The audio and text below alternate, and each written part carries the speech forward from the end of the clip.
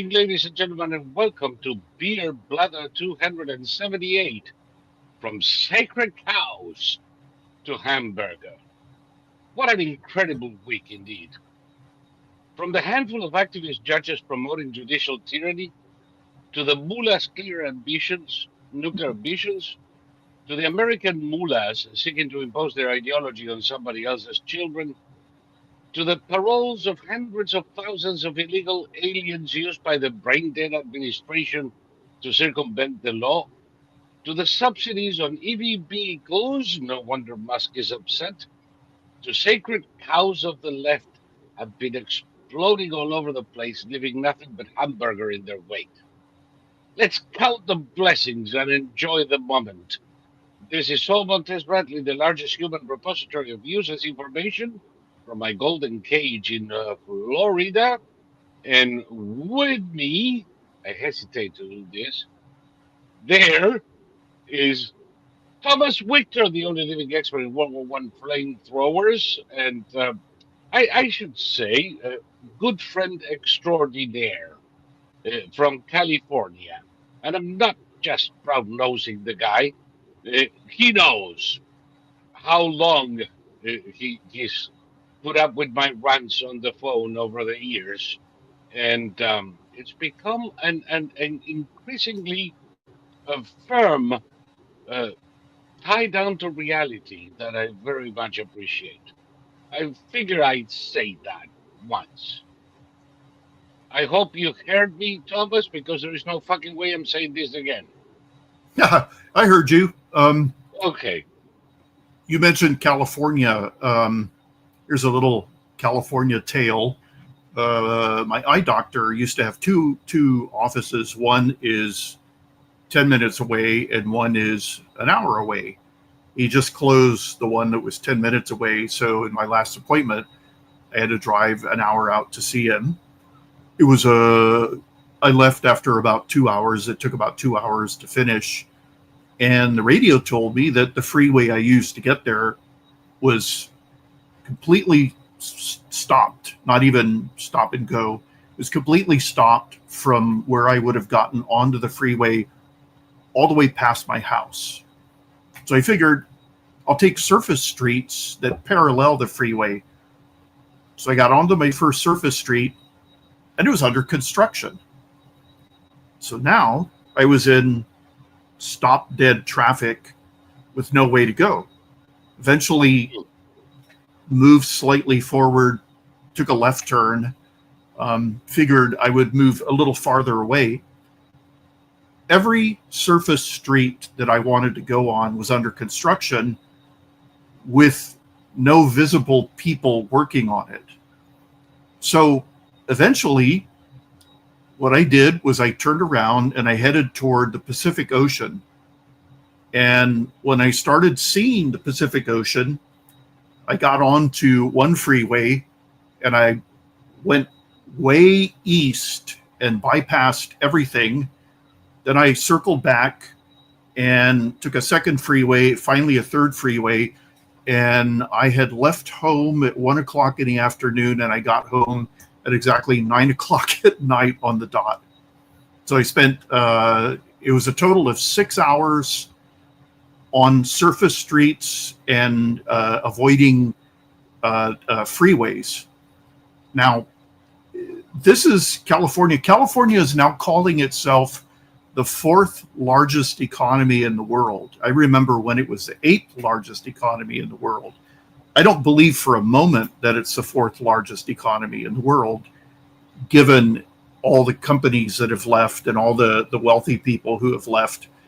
But let's say that Gavin Newsom is telling the truth. If we're the fourth largest economy in the world, why did it take me 6 hours to get home?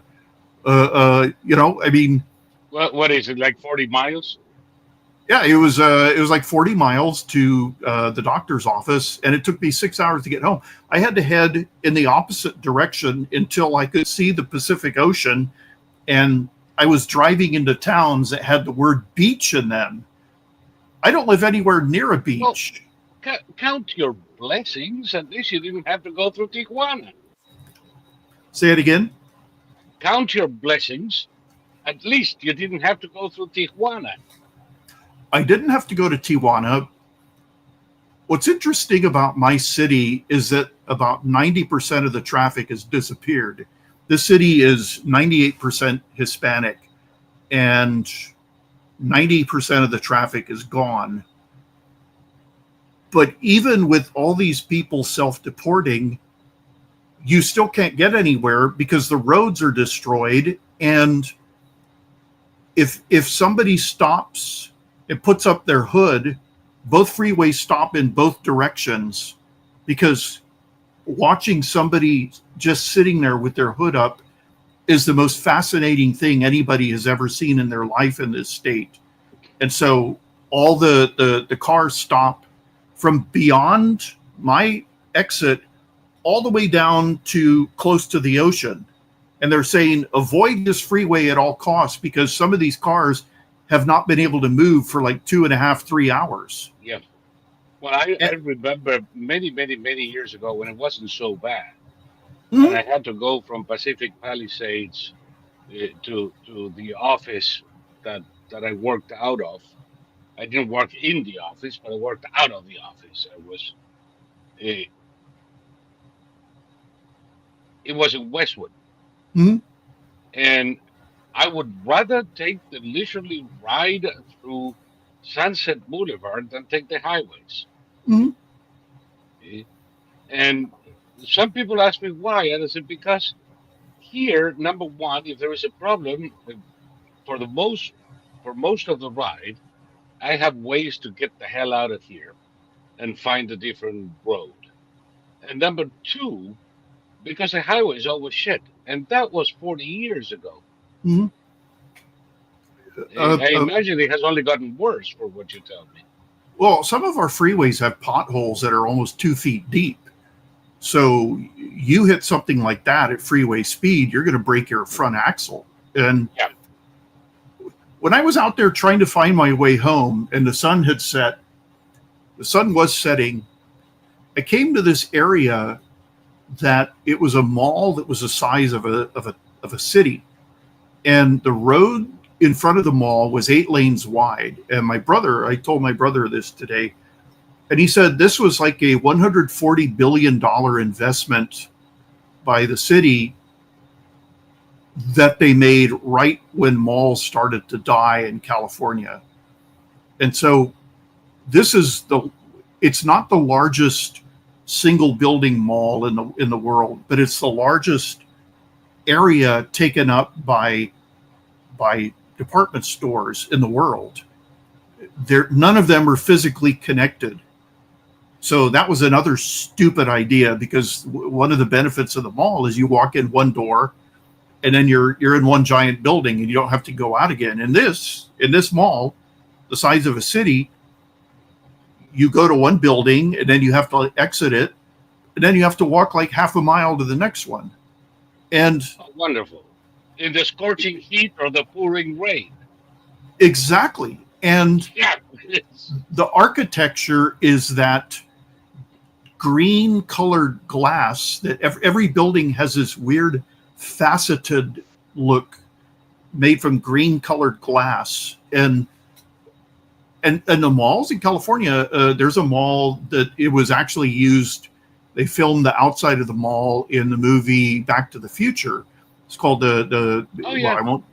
And that mall is 80% boarded up. There's still a few hangers on. Holy crap. But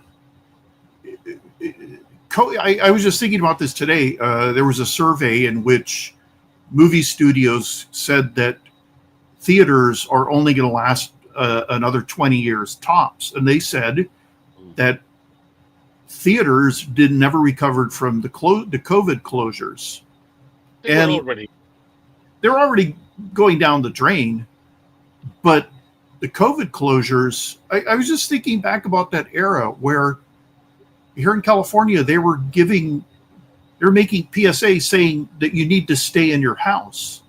You shouldn't leave your house under any circumstances. And I was remembering back to when Anthony Fauci and whatever her name, Grid, bricks.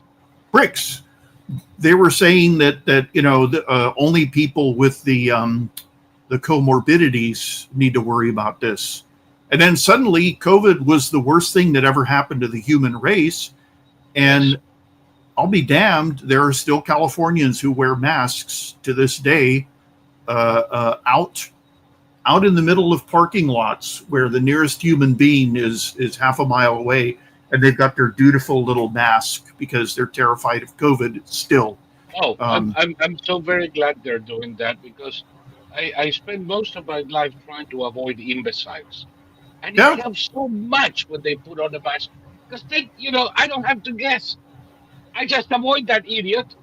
And then it's cut down my encounter with imbeciles to less than 10% what they used to be. well, I saw a documentary. They've discovered a new non-human Homo species. This one's called Matt gets. Yeah, exactly. No, this is called Homo naledi. Homo naledi is a Yes. non-human species, Yeah. but they've discovered that it had religious rights and that it It, appeared to have an idea of the afterlife. And yeah. It coexisted during with Homo sapiens and yeah, in a exactly. small area in North Africa, I believe. Right. It was a bipedal entity that had both ape-like and humanoid features. Yeah. It was an evolutionary dead end. But they found this cave where they buried their dead. It's one place. It's out in the Serengeti Plains.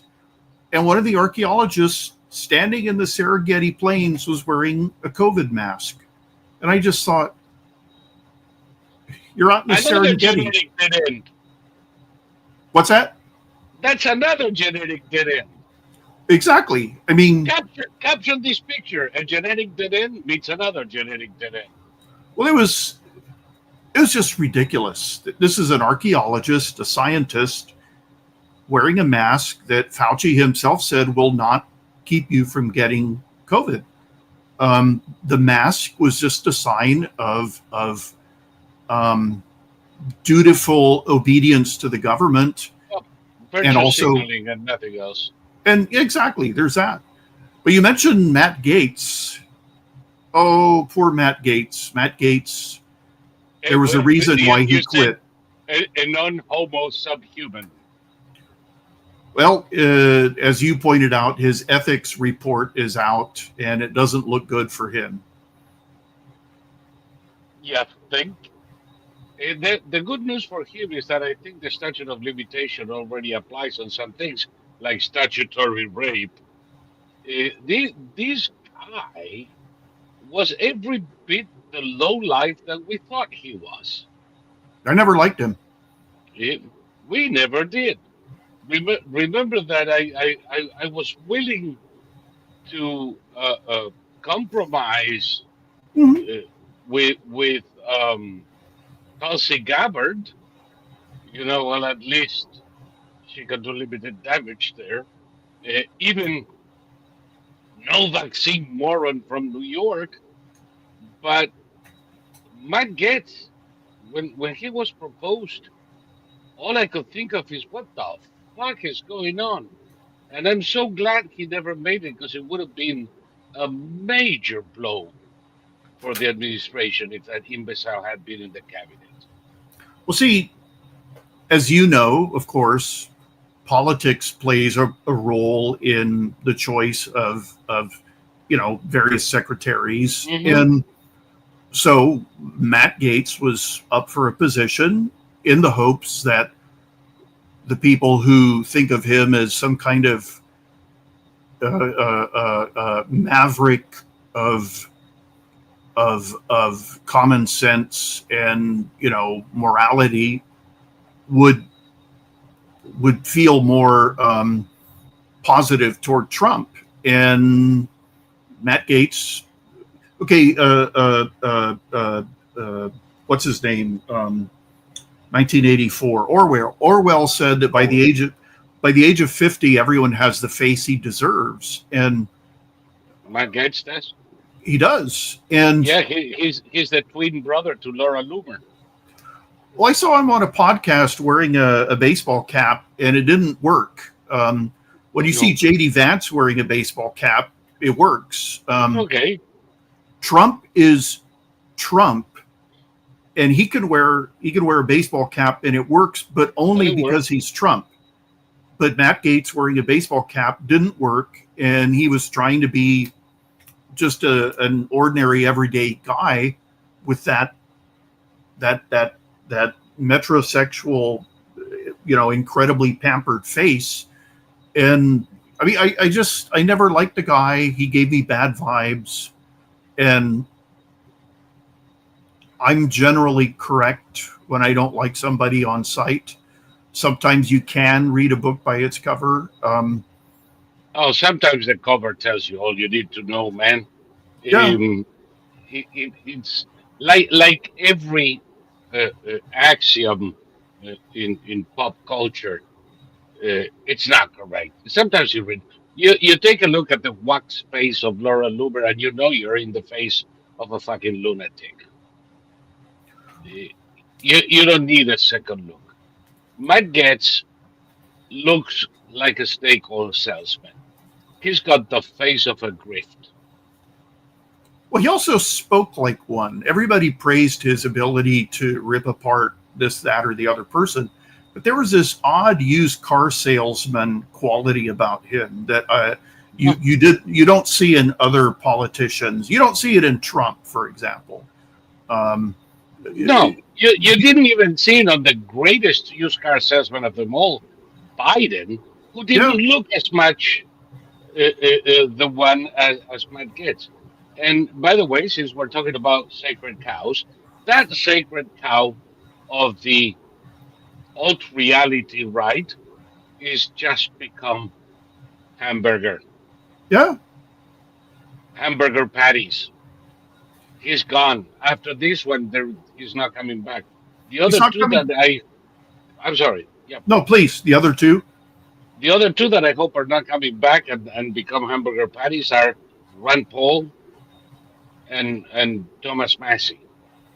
I could see Massey losing his seat. I don't know about Rand Paul. He's got a pretty solid, base, but it's really weird. I hope I really wish he disappeared. Well, see, we're living in an amazing era. This is the most dishonest that I've ever seen the press be, and it's actually spreading to the alleged citizen press, the people who were supposed to be the honest version, the honest purveyors of news. They're just as dishonest as their mainstream brethren. Yep. For example, the claim that the Operation Midnight Hammer did no damage to the Iranians. And that was an amazing thing to me because we dropped a total of 12 30,000-pound massive ordnance penetrators on Fordo and 2 on Natanz. And the press said that they caused only surface damage. The munition is incapable of causing surface damage because it immediately goes below the surface. It's like when you see it go down, it's like watching elephants fuck. Whatever happens deep inside, man, because all you can see is that thing sliding into the ground as if it were butter until it disappears. And a little while later, there is a kaboom with smoke coming out, but the big explosion is underground. It's underground. I heard people saying that, Raising Cane showed he showed a video of the massive the GBU 57 being tested, and people were saying, well, that explosion seems very small. Okay, you have no sense of scale in that. Let's give it to them and say, yes, it's a small explosion. There were 12 of those hitting the same area. As you pointed out, 6 of them went down the same air shaft, and then 6 of them went down another air shaft and wreaked absolute havoc from blast effect and overpressure. So, can you imagine when the expansive wave hits the walls of the tunnels and come back? I'll bet you 10 to 1. There wasn't anything bigger than an ant left in there. Well, see, that's the thing. If you take a hand grenade, there's 2 types of hand grenades. There's defensive and offensive. A defensive hand grenade is the pineapple hand grenade with the fragments. And then an offensive hand grenade is smooth and it uses blast effect. So if you take an offensive hand grenade and you throw it out in a field, it'll go pop. If you put an offensive hand grenade inside a car and close all the doors, it'll go and the roof will fly off and the doors will fly off because of the overpressure. So the massive ordnance penetrator, the GBU-57, 12 of those produced such overpressure inside that, like you said, everything left was about the size of a penny. It was just about the size of Laura Loomer's brain. The various dinosaurs that had the tiny brains. They had 2 brains, some of them, one in the top and one in the butt. But that fits too. I was just really amazed. And then they came out with another story, CNN did, that Trump was now going to give the mullahs $30 billion to rebuild their peaceful nuclear efforts. And Trump came out and said, somebody just made this up. What are you drinking? Exactly. And we're seeing stuff. I have stopped. That's wishful thinking because Obama would have done that. Obama would have done that easily. He did. Well, okay, I won't say it's a mistake because you can't judge 1945 by 2025 standards, but the Marshall Plan was a mistake in that it made it so that, okay, remember the Sky News Britain reporter asked Trump if he thought of our allies as children. Yes. The head of NATO didn't call Trump daddy. He said sometimes daddy has to take control. He was meaning a generalized father out there. Figure. Right. And he was being humorous. He wasn't calling Trump daddy. He wasn't saying, "Hi, daddy." But in a very real sense, our allies, with the exception of Israel, our allies are children. And they've been behaving like children because we've been taking care of them since 1945. And in the case of Israel, as you pointed out, we actually had to ask permission from the Israelis to fly our B-2s into Iranian airspace because the Israelis are in charge of Iranian airspace. It gives you an idea of the shameful defeat of the mullahs, that in order to go bomb in Natanz and Fordo, the U.S. had to ask permission of the Israeli Air Force. Exactly. Bingo. You don't need to say anything more. No. Who's their daddy now? Also, as we speak, the Israelis are flying combat air patrols over Iran, and the United States is refueling them. So, although... And we do have 800 American soldiers assisting on the ground with the THAADs and with other equipment. We've been assisting in the defense of Israel. We've been assisting in the refueling. We've been working together on this one, and we will continue to work together on this. Well, and let Matt Gaetz and all the other fucking anti-Semite assholes to take it down. Well, Tucker Carlson, unfortunately for Tucker, we had special operations units on the ground in Iran to collect intelligence, to watch the strikes, to radio back and say, what they saw. There's no doubt about it. There's no doubt about it that Mm-mm. The Delta Force was there. The Defense Intelligence Agency has an armed unit that was there. Um, Probably the most secretive. The special operations unit that helped kill Pablo Escobar. At the time, it's had 12 different names. It's nobody knows anything about it, including the size. They were there, so we do have boots on the ground in a combat role in Iran, but we're not going to be sending tanks. We're not going to be sending. I mean, for one thing, Iran is gigantic. Yeah, we don't need to. But okay, Trump said that we're not going to effect regime change, and that's true. We're not. The Israelis are. And the Iranians. And the Iranians. They're just going to make it easier, man. Well, this is a semantics problem. Right before we went on the air, I learned that the Turks and the Syrian intelligence stopped an assassination attempt on al-Jilani. So al-Jilani is now seen as the enemy by jihadism because he's going to recognize Israel and sign a peace deal with Israel. And obviously, if it can be done in Syria, it could be done in Iran.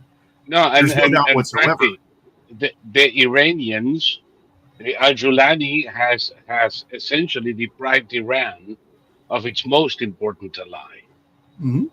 Nobody wants him dead more than the mullahs. Tough. This is the reality now. Mm-hmm. And the word out there, as you know, I get some of the comments and not always turn out to be true, but so I qualify them as rumors. Sometimes they do come to be true, but the word out there now is that before the end of July, there's going to be a peace deal between Syria and Israel, and Syria is going to join the Abraham Accords. Mm-hmm.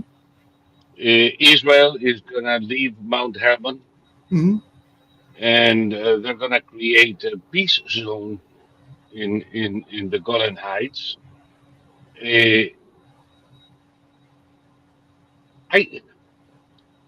6 years ago, somebody told me that this was going to happen 6 years from now, and I would have had trouble believing that. Well, okay, that's another sacred cow that is croaking as we speak. Before Operation Midnight Hammer, Victor Davis Hanson wrote a piece in which he said that Trump would have to carry out one enormous, utterly successful military operation at minimum in his presidency in order to show the world that he was serious. And I don't think the majority of the world thought that we were actually going to strike the Iranian nuclear program. I became convinced that we would when the physical movement of assets went beyond a certain point where so much expense was being poured into this. And as you know, every time you move assets, there are accidental deaths of American service members, and those equipment and loss of equipment. Those losses are felt by every president who's ever ordered any kind of movement of assets. And I knew that Trump wouldn't go through the expense in lives and materiel if he wasn't going to do it. And it happened, the day after the 60-day, the Israelis started bombing. The 24 hours after the end of the 60-day deadline. So this is day 61, baby. Hey, brave new world. Exactly. And everybody, okay, for example, China had been jibber jabbering about taking back Taiwan. When all the dust had settled in Iran, you know, Shishi, who is rumored to have had a massive stroke, he knew that you know, that's it. If we ever tried to do something with you know, Taiwan, the B2s would come after us, and you know, we wouldn't be able to do anything any more than the Iranians. China is in the process of grabbing its ankles right now. There is a new deal with China.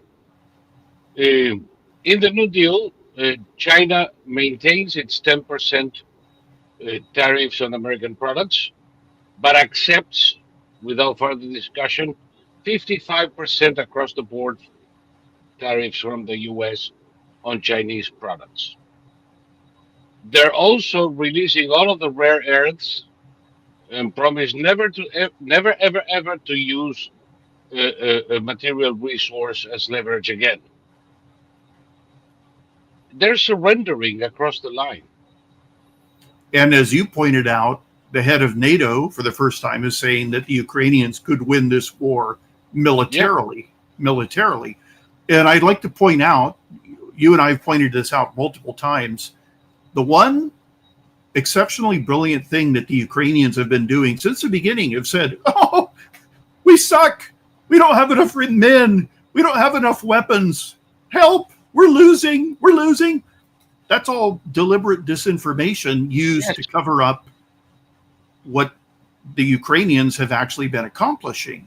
And only the drunken bastards of the Russian armed forces take seriously Ukraine's play of weakness. Yeah. They've been doing this from day one. It's, oh my God, we're all going to die tomorrow. We need help. We need help. Boom. There goes a distillery in Rostov. Fuck it. For the first time since the war began, Zelensky met with NATO wearing a suit, a three-piece suit, yes, rather than his usual attire. Yes. That is very significant. He is signaling that the military phase of this conflict could be coming to an end. And the head of NATO... Even Trump made a joke about it. Exactly. But Trump's joke was to point to the fact that he was wearing a suit. Right. And we don't know how much of the alleged enmity between Trump and Zelensky and Zelensky and J.D. Vance. We don't know how much of that was performance. We just won't, and we will never know. The claims that Trump and Netanyahu, oh, now they hate each other, and Trump is giving secret messages to his people saying, don't even listen to that guy. It's madness, but it's also disinformation on the part of Trump, and we've discovered that people like, my best example is the head of the Islamic State believed CNN when CNN reported that all the Americans had left that part of Syria. So he came out of hiding, and we immediately killed him because he was getting all his information from CNN, and CNN was being fed this steady diet of disinformation by the Trump administration. Oh, stop it! We're going to end up thanking CNN for its efforts. Well, the Supreme Court ruled that circuit judges... That Ketanji Brown is a moron. Is a moron. But also, actually, it's in writing now. It is. The majority of the Supreme Court think that Ketanji Brown is a moron who cannot read the law. Well, who makes up stuff that has no basis in reality. It's an unburdened of any connection to the constitution of the law. But see, Literally. the the the Supreme Court ruled that circuit court judges can't issue nationwide injunctions anymore. That's the end. They're gone. And they on MSNBC, Nicole Wallace had two guests on, and they were literally saying this is the end of everything. There's no silver lining. We are all doomed. On CNN, they had Oh, some for them, poor it's true. face-lifted blonde woman saying that we've never been closer to having a king in America than we have than now. And this is really funny because the Republicans benefited from those nationwide injunctions, which the Democrats made the same arguments that Trump made to the Supreme Oh, Court. there is a video out there of Elena Kagan saying that it is insane that a single district judge could issue an injunction and it would take years to overturn, and this has to stop. That's Elena Kagan, who, of course, voted against, Yeah, voted no on this one because right, now it's no longer Biden.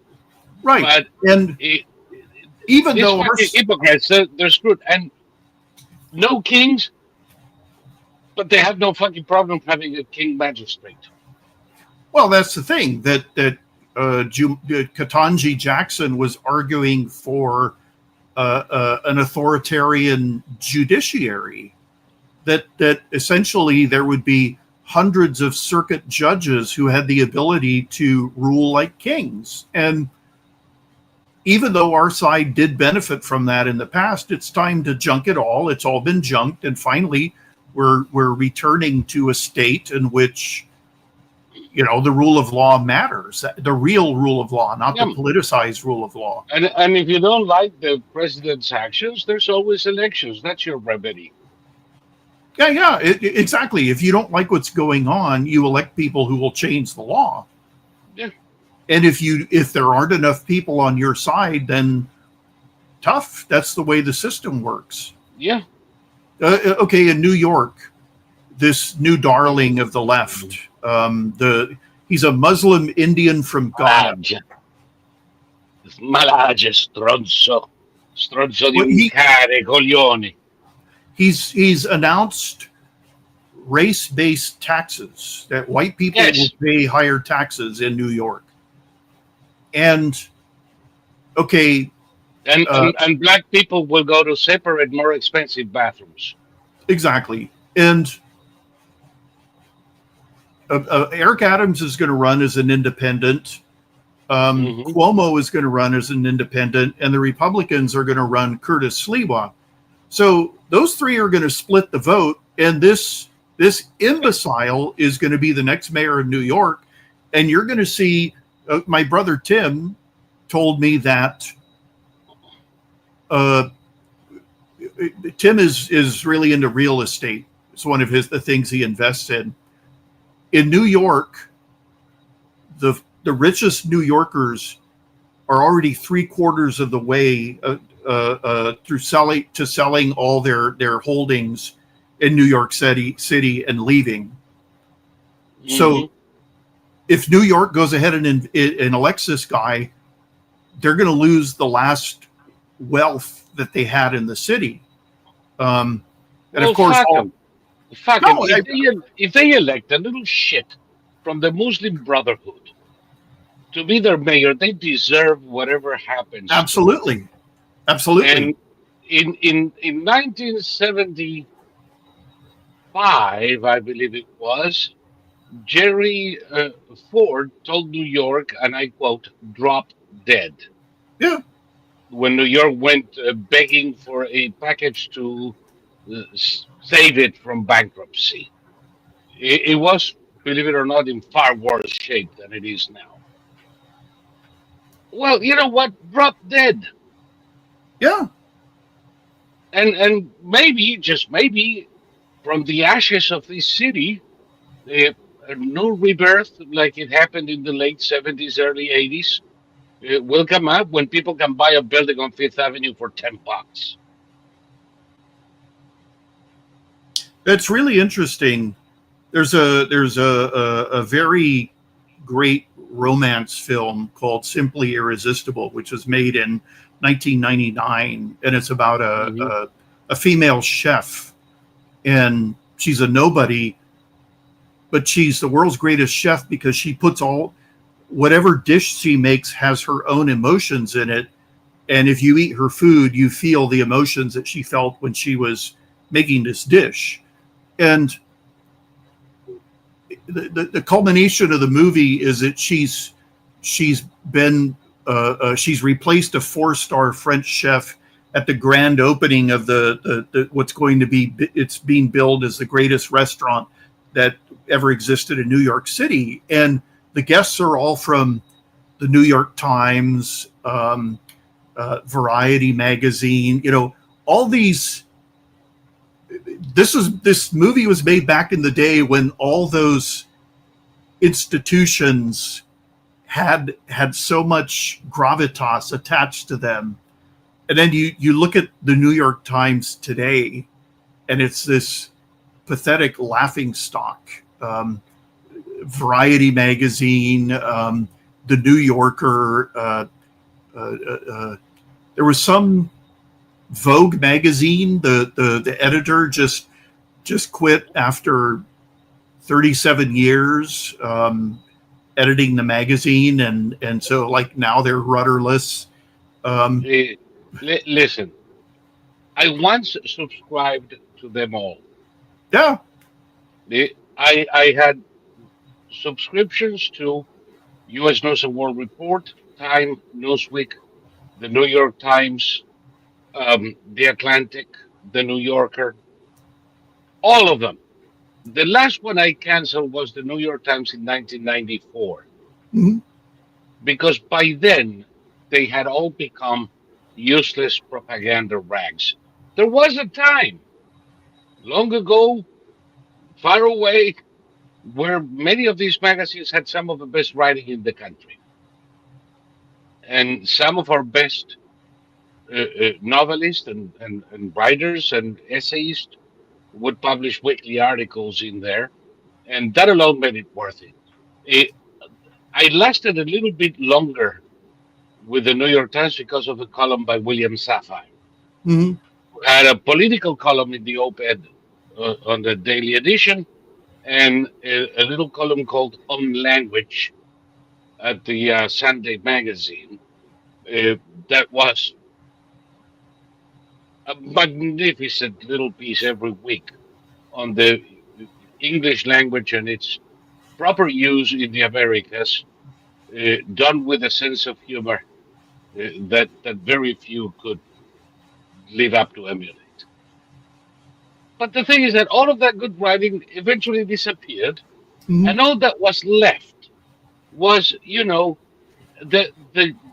guy who plagiarized an entire article and won a Pulitzer with it. Um, the op-eds by Paul fucking Krugman, who or Jeffrey Sachs, who wants to read that shit? They don't know what they're talking about any day. The whole sort of East Coast intelligentsia, they're all gone, and there's nobody that came up to replace them.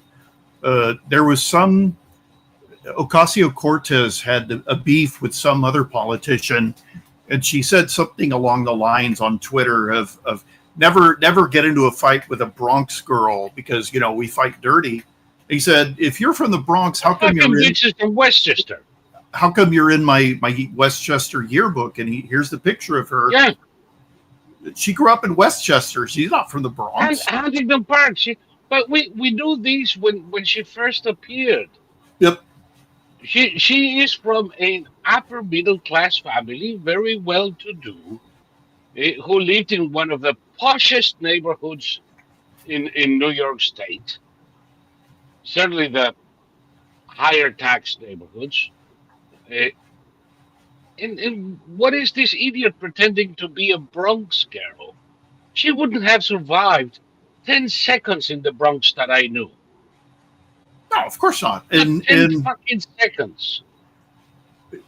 well, okay, Gavin Newsom right now is overseeing the end of California.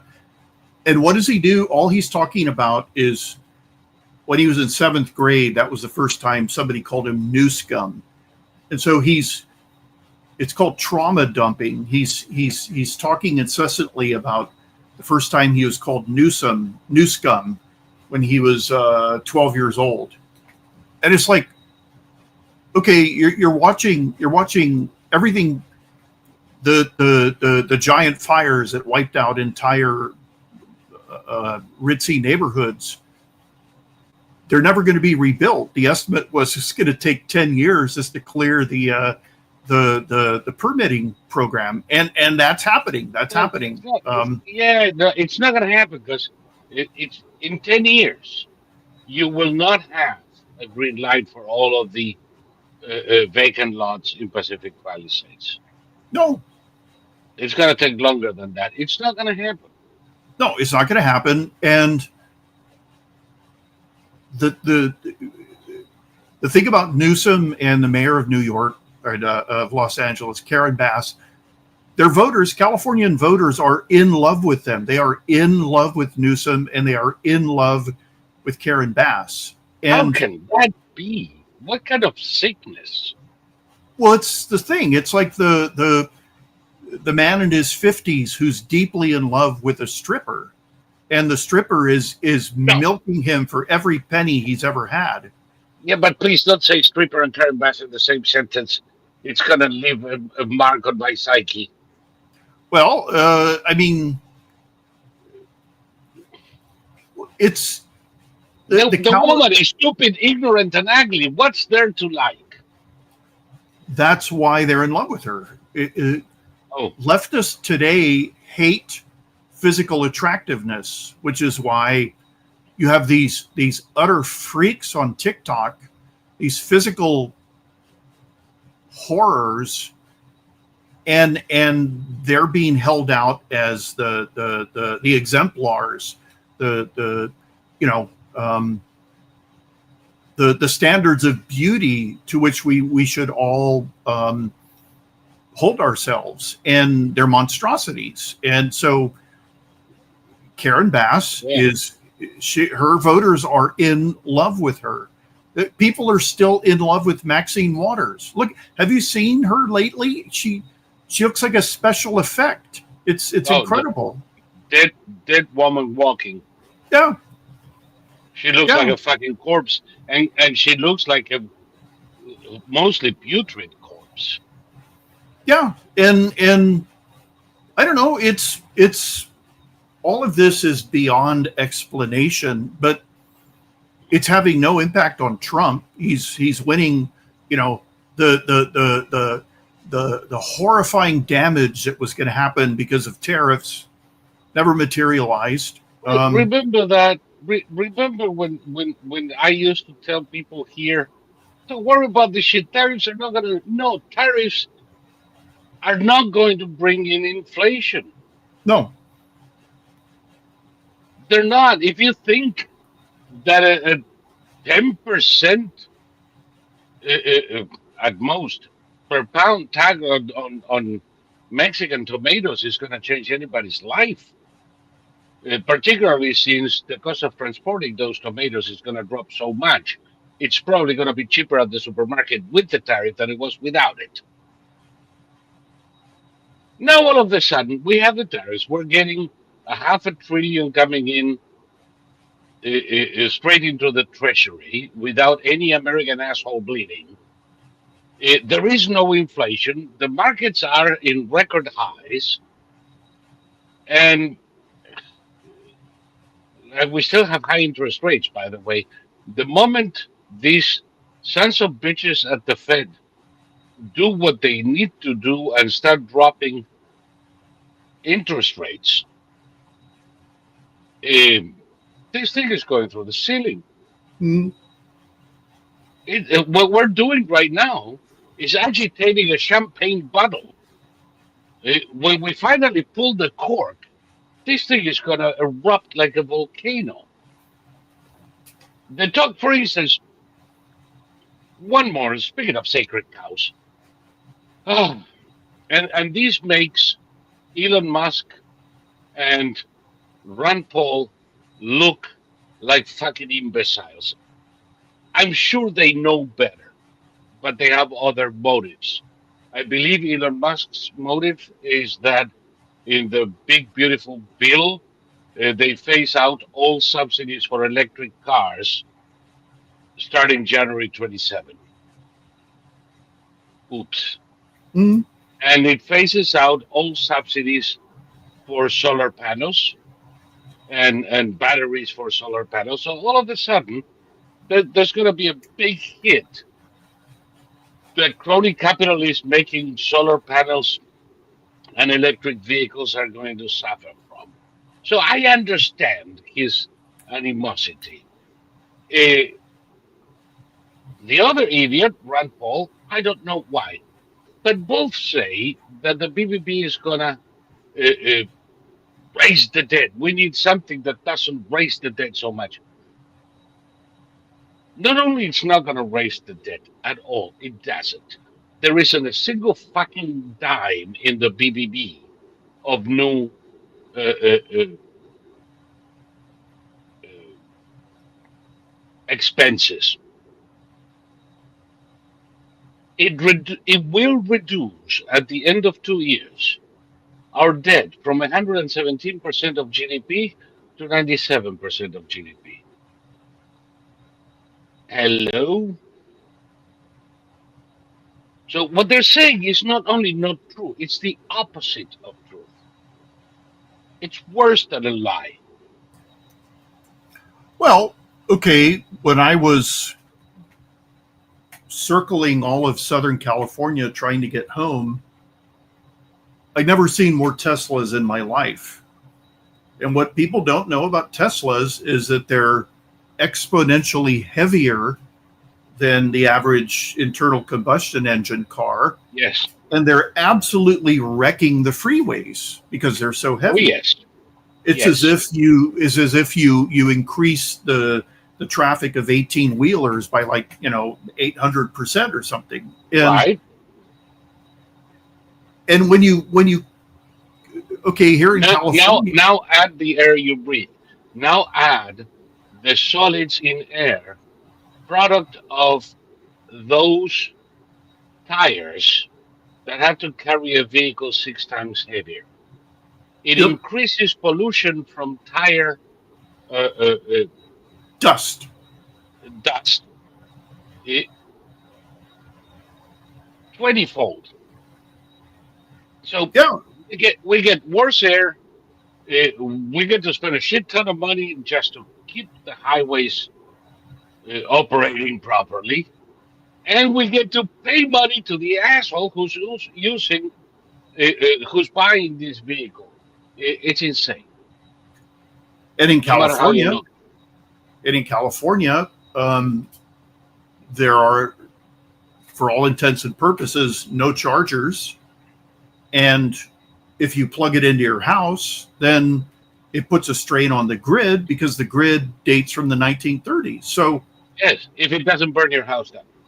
if it doesn't burn your house down, if you're not trapped in your Tesla while it explodes Yeah. into flames. Did you see that huge cargo ship that went down in the Pacific Mhm.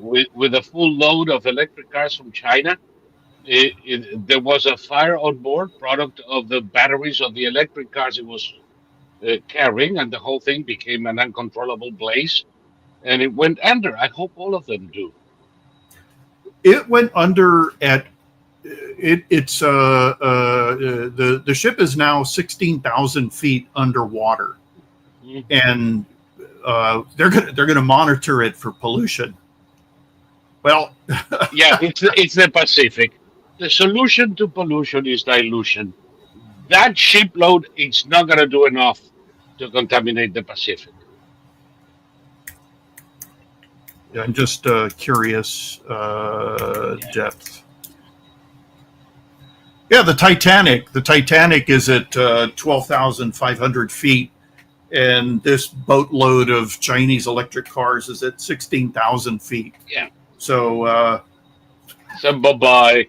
But they want to spend money. Some asshole is going to collect hundreds of thousands of dollars to go and measure the contamination of fish farts Yeah, at yeah, 16,000 feet under the sea. yeah, It's not the contamination, it's the grift. yeah. It's the people who are going to be living off of our pockets with the excuse that they're doing something for us when they're not. No, and it's really amazing. There was some financial guy who he did commercials where he'd say, "While you were sitting on your ass, I made $60,000 today. What are you doing?" And he Then was why the getting hell like, are you peddling this shit? well, he was getting like 3 views. Yeah. So he became a leftist influencer, and his whole shtick is that he suffers from anxiety, and so he has to have an anxiety pen that he holds on to. And if you question him about his anxiety pen, he starts screaming hysterically. And I was watching a conservative. His channel is called the Black Conservatives Perspective. Jesus. Perspective. Yeah. For once, I get it right. Yes. And he was laughing hysterically, and he was saying this is their attempt to bring males back to the Democratic Party. This little rat who screams hysterically when people ask him about his anxiety pen. And his selling point is the fact that he talks incessantly about having anxiety. And it's like, you're not going to get any real man to join the party based on that. I'm sorry. It's just you're driving more men away, saying I can't deal with this. With any luck, Tucker Carlson is going with him. Tucker Carlson, what's his new thing? He instantly moved away from his failed prediction that bombing the Iran nuclear sites would result in the deaths of tens of thousands of Americans dead. Yep. Tens of thousands. What a fucking moron. He's now moved on to the assassinations in Minnesota, the political assassination of the state senator and the state congressman are part of this giant conspiracy that's being overseen by Tim Walz. The big Svengali. Yeah. The big brains. Yeah, Tim Walz. There was a cartoon that my eldest daughter used to watch, Brainy something. It was the brains that was behind all of the conspiracy. Tim Walz is the brains. Mm-hmm. If that be the case, please leave him alone. He's going to shoot his balls off. The guy who committed the murders is what we call a nutcase. That's a scientific term for this man. He's a nutcase. Yes. And Tim Walz had absolutely nothing to do with any of it. Of course not. When in doubt, people may refer to your first statement. The guy is a nutcase. Exactly. Nobody has anything to do with the actions of nutcases. You know what's so amazing about all of this? I saw something about an arrest they made of a guy who'd helped out the suicide bomber who blew himself up in front of a what do you call it? An in vitro fertilization clinic. Oh, yes. And I'd totally forgotten about that. And Poor that guy, he wants the human race to die out. And the guy they arrested, he's a Korean American, and they arrested him in some foreign country, who immediately said, "You can have him. We don't want him." But they want the human race to die out because they're claiming that the human race is destroying Mother Gaia. And yeah, of course. So this guy blew himself up. There are photos out there of his boneless carcass lying in the middle of the street, and it's like, oh, so that's what a deboned guy looks like. Yeah. And I didn't even remember that had happened. And if No, you held it, you know how terribly disappointing that you debone yourself in front of the clinic and nobody remembers your name and nobody even remembers what you did. I don't. If you held a gun to my, if you offered me $1 billion, I could not come up with that guy's name. I have no idea what his name was. Don't look at me. I can't either. Exactly. And here he was thinking that he was making this grand statement against the Yeah. human race. And the human race said, oh, cool, the deboned carcass. Wow, that's intense. Next. And moved on. And moved on. Moved on. And Tim Walz, Mhm. after he heard of the assassinations in Minnesota, went out there and went into a speaking gig, and he entered doing ballet steps, thinking he's Nureyev. Mhm. It, why? No, you know why Tucker Carlson is talking about this now? Why? Because he burned himself so much, he looks like an idiot in such a way that now he has to talk about something else, however ridiculous it may be, for a little while, in hopes that people forget that he ever opened his mouth during the 12th-day war.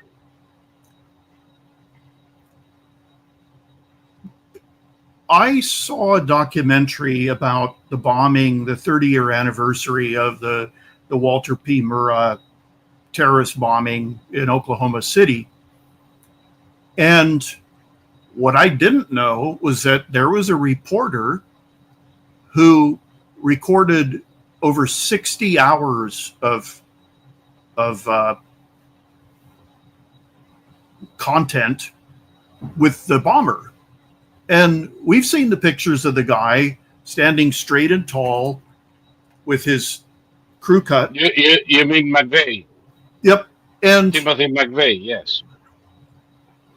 the FBI said that there was no evidence whatsoever that this man had ever had a relationship with a woman. And I'd never heard Timothy McVeigh speak. Timothy McVeigh spoke like this.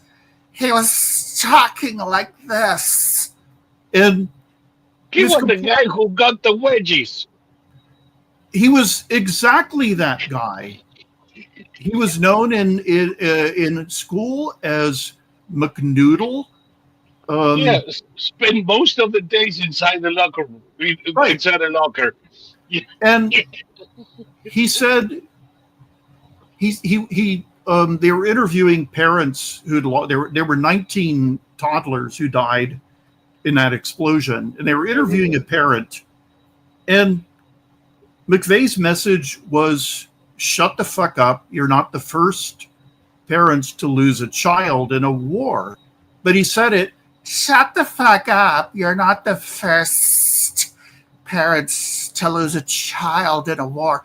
And I thought, this is another idiot. He thought that this was going to be the opening salvo in a war against the government. Yeah. And what happened was that every maniacal militia disbanded. Yeah. And they've remained disbanded to this very day because they were so ashamed that act of atrocity, that atrocity was carried out in their name. Yeah. And they've never gotten back together again, regardless of how much they hate the government. They're still to this day too ashamed. And I commend them for being able to feel that shame. McVeigh, his final meal was 2 pints of chocolate chip mint ice cream, like the retarded little boy he was. And by the way, will you finally grant me that sometimes the death penalty is the only decent alternative? Because we fried the motherfucker and he's gone. And nobody came out 20 years later to spring him out of prison like Mumia. Well, see, this is the thing that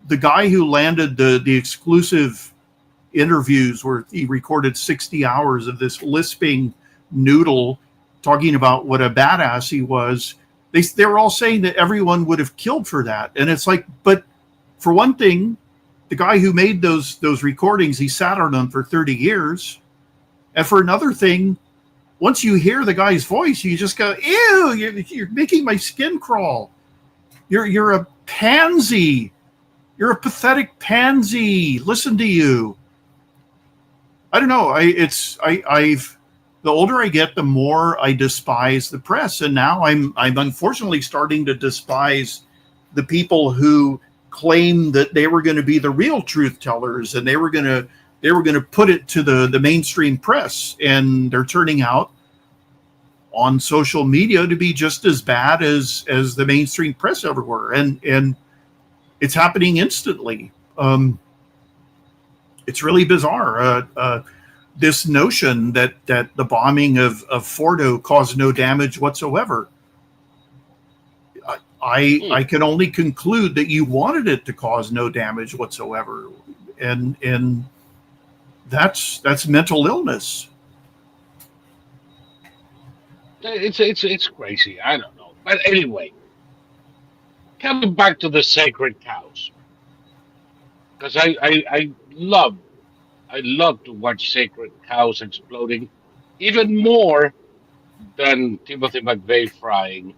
By the way, some of the ladies on the chat have already advised me that no, they will not take one for the country and humanity, and there is no way they're giving these incels a pity fuck. So I guess we're gonna have another one eventually. I kind of sympathize with those ladies, though. I wouldn't either if I were them. It, it was a rhetorical device. Um, the Western media romanticizes this vermin, says the lady. They make them seem like the underdog or the little guy. There is a lot of that. Yeah, fighting In, back in against the establishment, the deep pockets. the government, the machine. Yeah. Um, uh, how about a python cow in a French trebuchet? Fermez la vache! Fermez la vache! Eh, we're going to count you to death. Eh, that it's probably the most courageous action of a French army ever depicted on British filmography. Right? Yeah. That was back when Monty Python was funny, and their members didn't like they're all grim. The ones that are still alive. Yeah. John Cleese, he's all grim and leftist. Michael Palin. Michael Palin made a documentary about the last guy to die in World War I, and the message was that all war fought for any reason is just a waste. And he should know, because it was his great grand cousin who was the last guy to die in World War I. Every country says their guys were the last guy to die in World War I. So we don't know who the last guy to die in World War I was, because there weren't stopwatches at every corner of the front. Oh no, yeah, no, all around the place. I know, and of course there were people who died months after the war ended of injuries received during the war, but we're not counting those. We know that the last combat veteran of World War I to die was a Turk who died in 2008, I believe. And it's an interesting fact, but it doesn't say anything about anybody other than the soldier who died. And what it says is he lived a hell of a long time, didn't he? What was it? 120 years old? Yeah, he was way the hell up there. He was still compos mentis. He could give. He was a peasant. He was a peasant who was drafted into the Turkish armed forces, right? And his description of weaponry and battles may as well have come from a medieval guy, because he didn't know, he was talking about firing rockets. And it's like, but you were an infantryman. What do you mean? Well, I mean, I was firing rockets. They gave me a rocket and they said, fire it. And so I fired it. And it's like, we don't know what he did, because he didn't have the vocabulary to describe it. And after the war, he went ahead and he had 15 children or something like that, and he became a shoemaker. So he was the world's oldest shoemaker. And I don't know. Kudos to him. How did you make a shoe? I fired them too. Exactly. No, I mean, kudos to him for living as long as he did. And being, well, he lived as long as he lived because of the quality of healthcare in Turkey. The universal healthcare in Turkey is ensured his long life, right? It was all genetics. You mean there is no relationship between life expectancy and single payer healthcare? Well, even though this guy, he was a Turk, he was an ethnic Tatar, and it was the Tatars that produced. They were from Crimea then.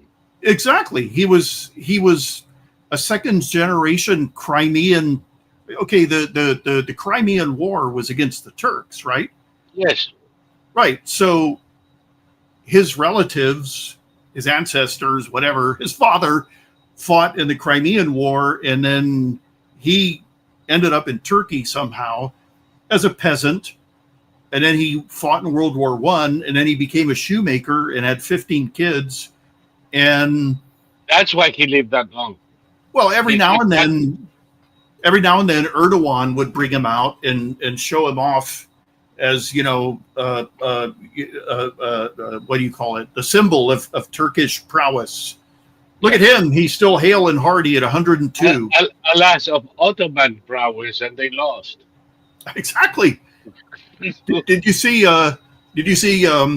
Erdogan spinning Macron like a top? Yes. Macron is Erdogan's boy toy. Macron just can't get a break. First, his wife shoves him in the face, and it's all caught on film. Then Erdogan shakes his hand and spins him over into position. And here's Macron smiling the whole time. Yes, this is normal. Sorry, I had to do that. No, don't worry. My wife does it all the time. Speaking of which, that's another fucking sacred cow that just went poof up in smoke, and it's still raining hamburger all over Europe. France? Trump. Against all, let's say, commentary from the talking heads in the flyby media, got 32 countries in NATO to commit to 5% of their GDP to defense spending. Yep. It is the largest fucking transfer of defense spending from the US to Europe ever. There is no precedent for this. Nope. It puts the burden of European defense on Europeans, and we no longer have to pay 80% of it anymore. Yep. Once this comes into effect. All 32 countries signed up for it. And like last time in Trump's first term, when he demanded 2%, and about half of them relented. Yep. All of them now said, okay, well, where do we sign? And they're committed to spending 5%. It's humongous. And not only did Trump not destroy NATO as the Democrats predicted, not only he strengthened NATO and lower our bill. How many billions of dollars will America save with Europeans paying for their own fucking defense? Well, and also it okay, you were talking about Spain. Spain saying we can't afford to do that, and your position was that they can't afford to not do it because spending that much on the military actually bleeds over into the private sector and the public sector and peacetime projects. So subsidies for Airbus so they can undercut Boeing. Exactly. No, it's the Europeans. Europeans are hellbound on destroying themselves, and part of me wants to just let it happen. But as you pointed out, they're too important to really be allowed to destroy themselves completely. So the more responsibility they take for their own existence, the less likely they are to let it all be completely destroyed. There was some concert in the UK. I don't know the name of the artist, but he was flying a Palestinian flag and he was shouting to the audience, "You say you want your country back? Well, it's never going to happen. It's ours now." And it's like, okay. And everybody's cheering, "Yay, I love him," because he's crazy. That's his crowd, of course. Now, let him come to rural England and say that to an audience of real Englishmen and see what happens. Oh, sure. He's preaching to his own choir. Of course they're going to cheer him. It's like this fucker Mandami.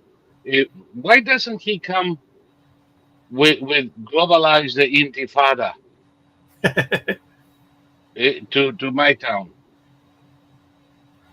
I promise, whatever's left of him, I'll put in a shoebox and ship it back to New York via USPS. It's like he wouldn't survive an hour. No, well, he does it in New York, and there are a few. And by the way, listen, 5% of the registered voters of New York actually participated in the primary as usual. Mm-hmm. He didn't even get the votes of New Yorkers. He got the votes of his fanatics. And I'm still hopeful that the rest of New York is going to have a moment of lucidity before going to hell. And there's got to be, you know what would work in New York to stop this fact? What? Bloomberg 2.0. Yeah. What's the name of the billionaire who's thinking about doing that? Ackman. Yeah. You get Ackman over there with support from the Republican Party and Cuomo and Adams and what have you. And that's it. That's the end of this charade. But for that, New Yorkers have to wanna, and people like Cuomo, Sliwa, and Adams would have to do something none of them has ever done in their entire lives, which is put the interests of the city first. Well, it's really interesting here in California. The governor is constantly going out there talking about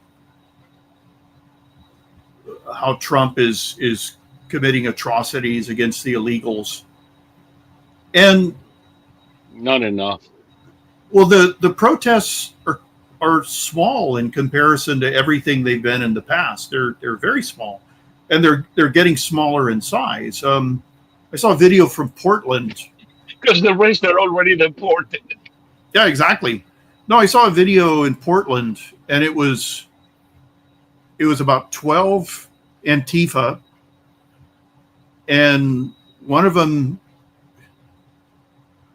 was a male to female transsexual, and his transition was done in name only, and now he's been named and exposed, and he in Tinder or whatever he uses uses a photo of a 20-year-old woman, and this guy's like in his 40s, and he's balding and fat, but he had a machete.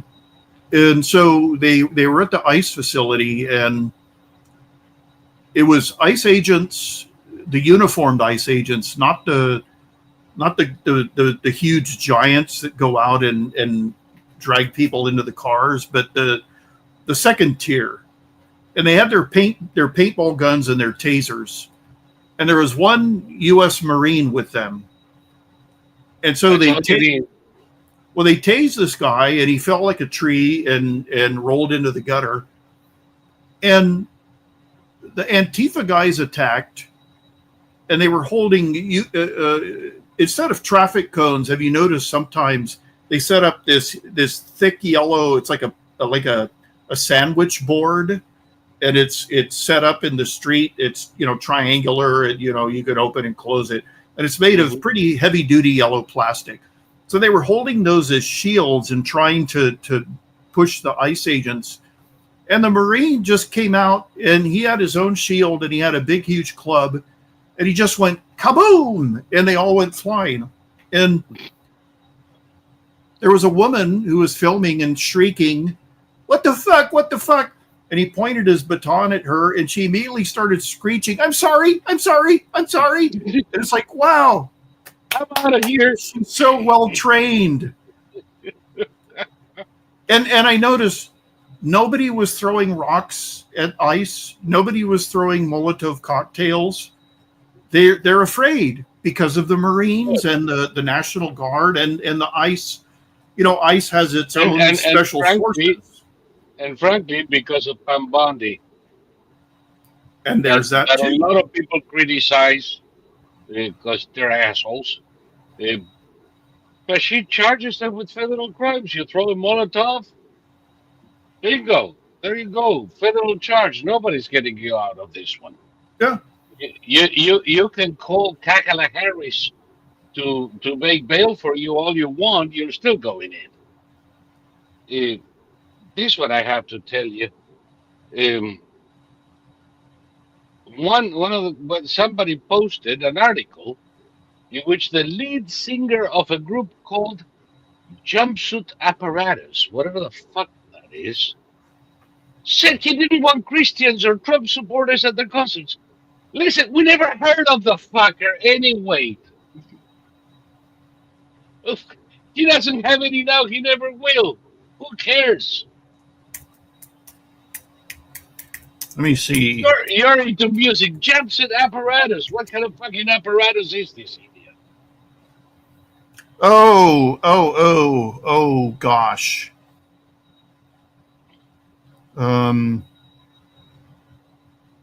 This Trump supporter will never be found in his concerts. Are you sure it's a band called? He says the lead singer. Is it red jumpsuit apparatus? Red jumpsuit apparatus, yes. Red jumpsuit apparatus. Okay. They appear to be like that sort of wall of noise, kind of grunge, long-haired. Okay. Oh, here's an absolutely brutal photo on YouTube. It says the red jumpsuit apparatus bans Donald Trump supporters from shows.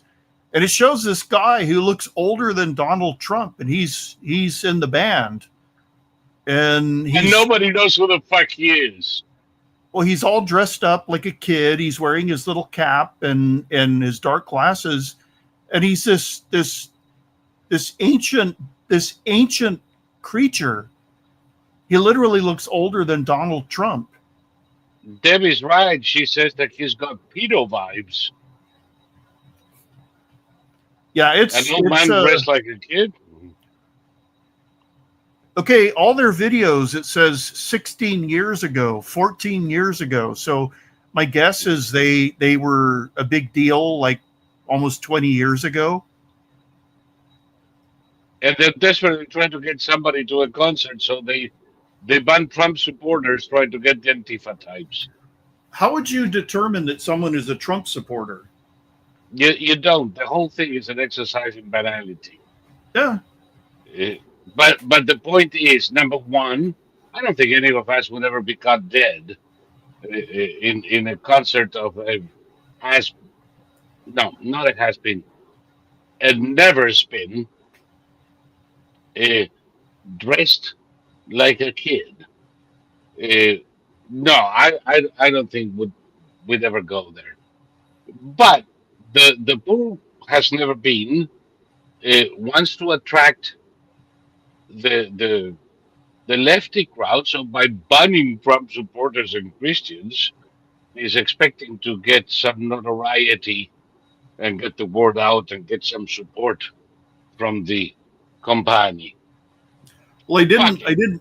I didn't play the music because we're still on YouTube, and I didn't want a community strike because, of course, Yeah, if I played any of the music, but it's just that sort of long-haired, leaning into the microphone and screaming sort of.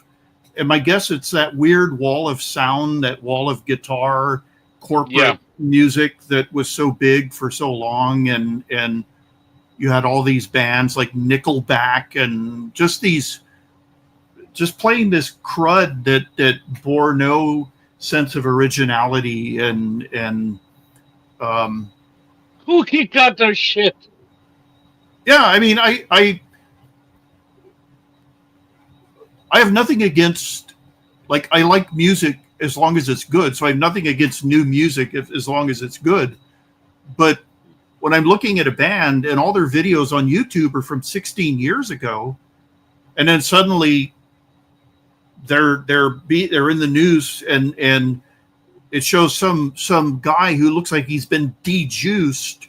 He's probably younger than you and I, but he looks literally like he's had all the moisture pulled out of his body, and he's wearing like a teenager's clothing, and it's like, okay, who are you? Are you the lead singer?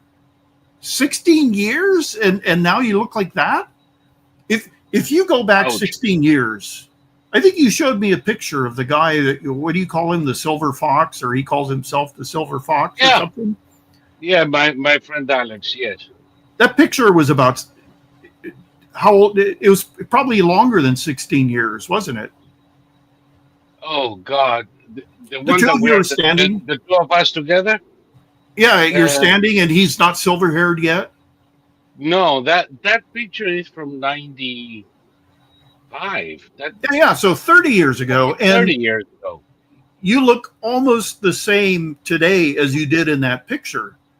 The only difference is I still had a little brown on my beard Yeah, because the red was already white. yeah, The red went white after my 30s. yeah, But I still have the darker hair because my beard was a mixture of red and brown, yeah, yeah, and the brown was still there, particularly here. yeah, yeah. Eh, But in And terms of, and my hair, but other than that, I look very much. If I wear, which I won't, but if I were to put a little tint on my beard, yeah, I would look exactly like I did then. yeah, and okay, there's a video on YouTube of that band 14 years ago. And 14 years ago, this guy looked like a kid, and now today he looks like his own grandfather. And 14 years ago, I think one of the pictures you use of me is about 14 years old. So I've looked the same for like 20 years. And I can't imagine in 14 years you end up looking like your own grandfather. So yeah, they're looking for publicity by banning Trump supportors, and Trump Exactly. supporters are going, who are you? No, Trump supporters go, "Oh my God, did you see what he said? Who gives a flying fuck?" That's true. They do that, don't they? It inadvertently they actually play into the rules Of course. and give these guys the free advertising and notoriety for the Warholian 15 minutes. Yeah. Uh, my reaction to these guys is like, "Oh, Yeah. Yeah. Yeah. And who Yeah. gives a shit? Yeah. You know. But anyway, make it not sell a seat anyway. What we have to do actually is do a campaign. MAGA supports you, Mhm. and that way the leftists won't go, and Yeah. he'll be left to play by himself, which may be the case anyhow. Whatever anybody does. I'd never heard of them 16 years ago. So, I mean, it's really funny. There are entire TV series, entire musical acts that all movie franchises. I never saw a single. I saw the original Superman in 1978. I saw the original Batman in 1985 or whatever the hell it was. And other than that, I've never seen any superhero movie. So there have been like 20 years of franchises that came and went, and I missed them all, and I don't care. I never watched Iron Man. I never watched. I don't even know where Scarlett Johansson played someone in a black leather suit. Is that the idiot with nice tits? She's a blonde woman who she can't decide if she's conservative or liberal. She came out as Jewish. She admitted that she was Jewish, and so they all hated her. And instead of saying, "Well, then fuck you," she became anti-Israel herself. So um, I'm Jewish, but if you don't like it, I'll be something else. well, these people are so bizarre. Somebody sent me this. There's what the hell's his name? Ben something or other. Ben Stiller. There's a video of Ben Stiller talking about how stupid he was to vote for Kamala Harris, and it's AI. The whole video is AI. It's not real. Oh God, yeah. And people think it's real, but it's an AI video, and you have to be careful jumping the gun that way.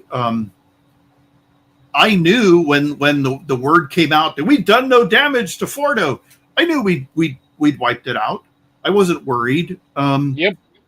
And then, of course, they provided the proof, and the Democrats look like the idiots they are, and they're still claiming we did no damage. Oh no! Now, Israel it's got to go back because apparently there is another plant in Natanz that nobody saw before. Let me put it this way: I doubt very much that that's the case. No. But if it is, so what? Well, exactly. If we find out that there was a facility up in the mountains that nobody knew existed, but because of the activity now, we pick up on it. What's the problem? We go and destroy tomorrow. Do you remember? What's the big deal? There was a claim that they came in with 16 dump trucks to take out the uranium.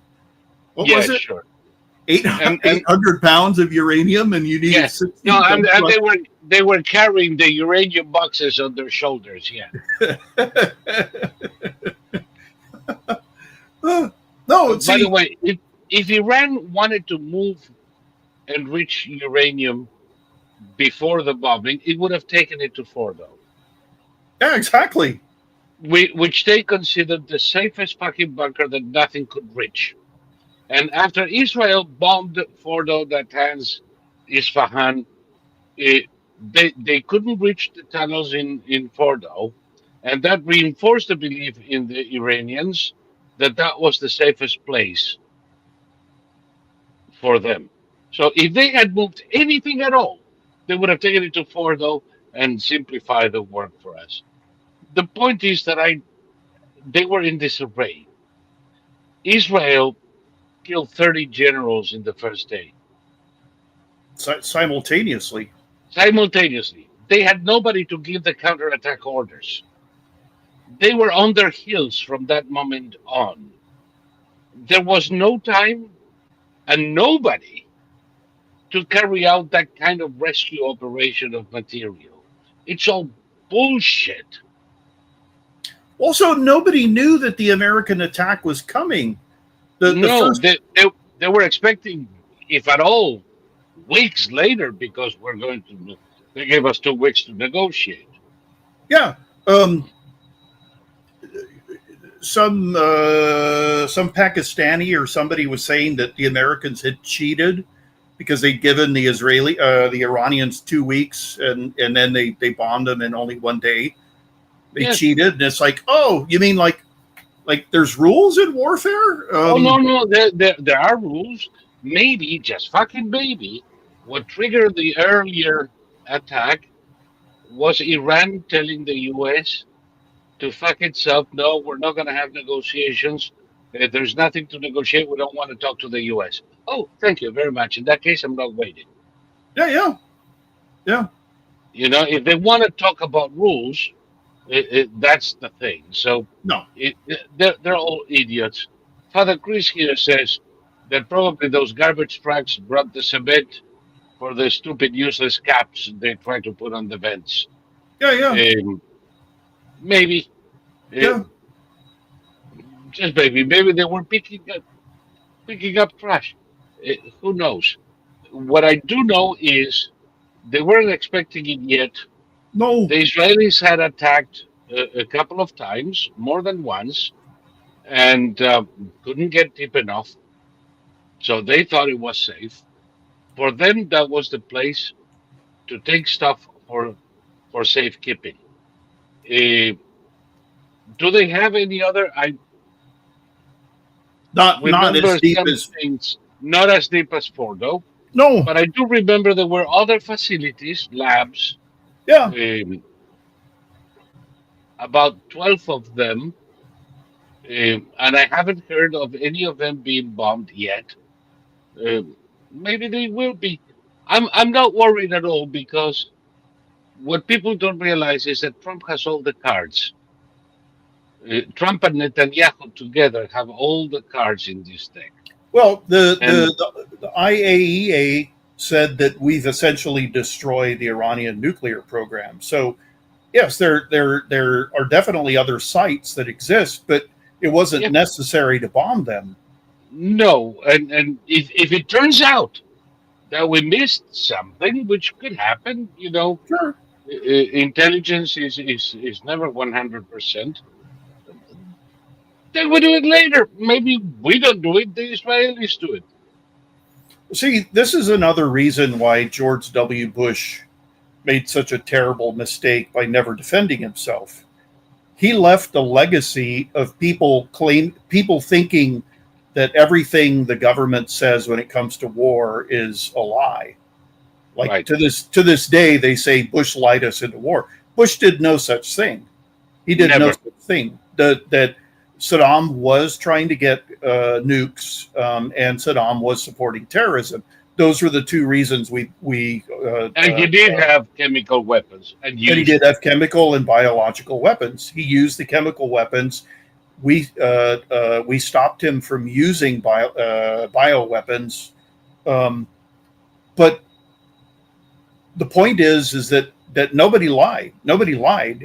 Colin Powell didn't lie, but they left the impression that they did, and so now people are saying, "Oh, Trump lied. He didn't even touch the Iranian nuclear sites. It was all a lie. Lie." And Unfortunately, Trump is no Bush. exactly.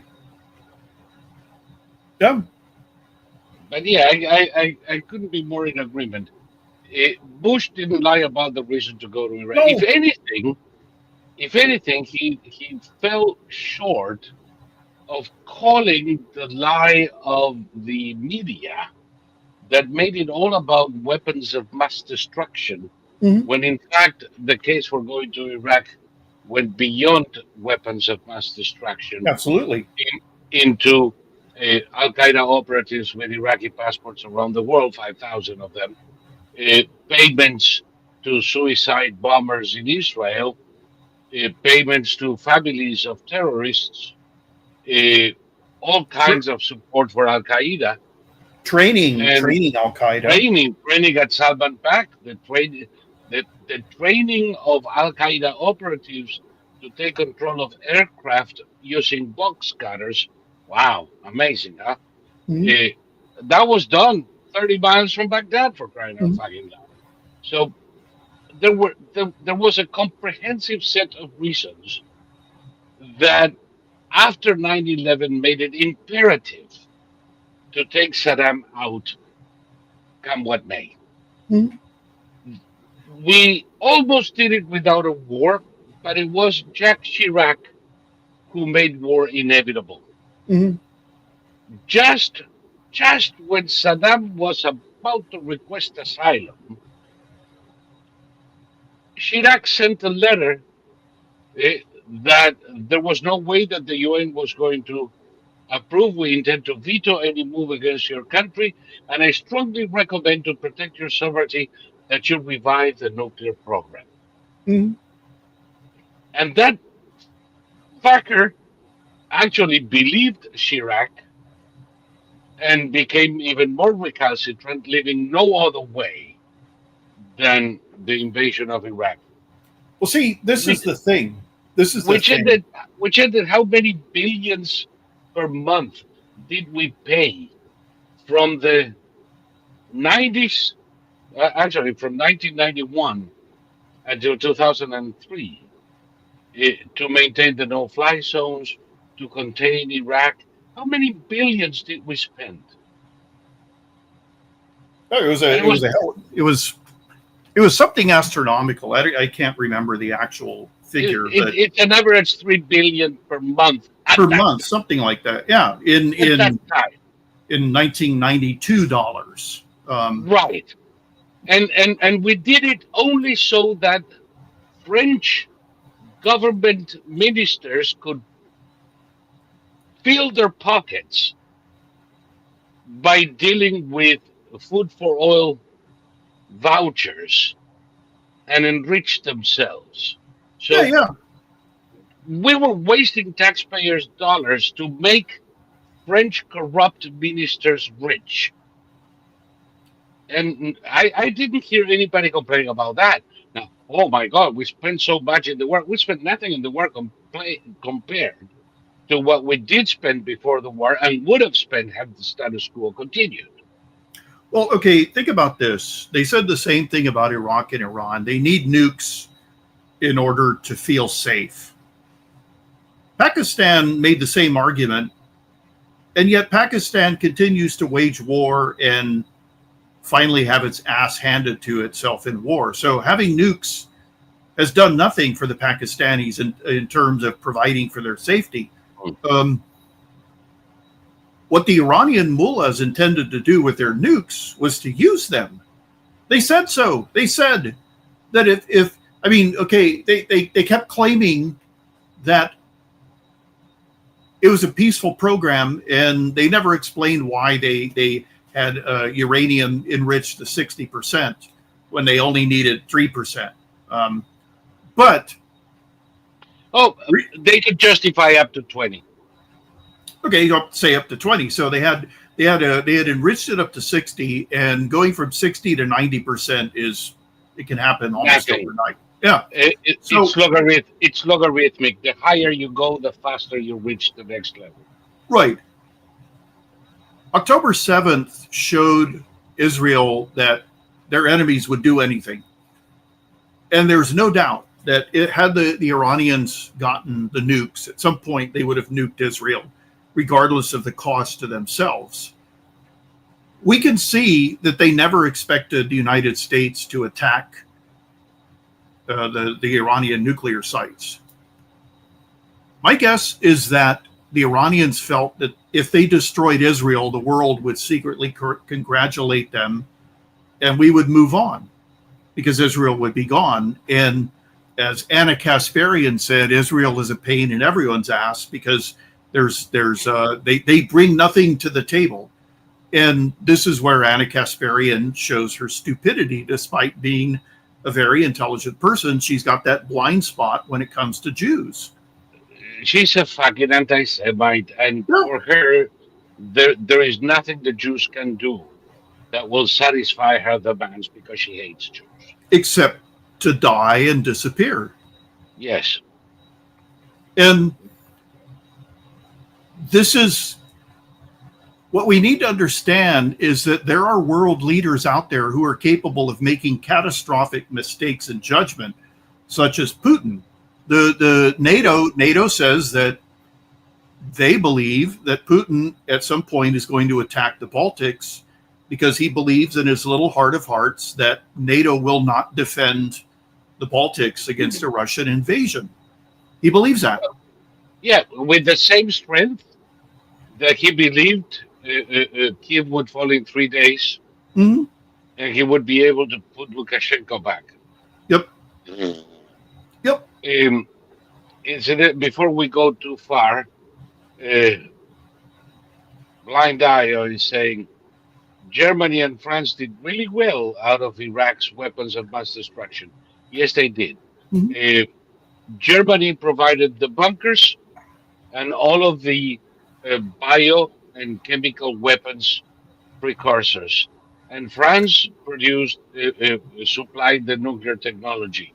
And those two sons of bitches were making good bank while the US was spending through the nose to keep Saddam in check. Yep. With allies like that, we hardly need any enemies. It was But a German company that built Nasrallah's bunker. yes, They promised him that it was entirely proof against any Israeli munitions.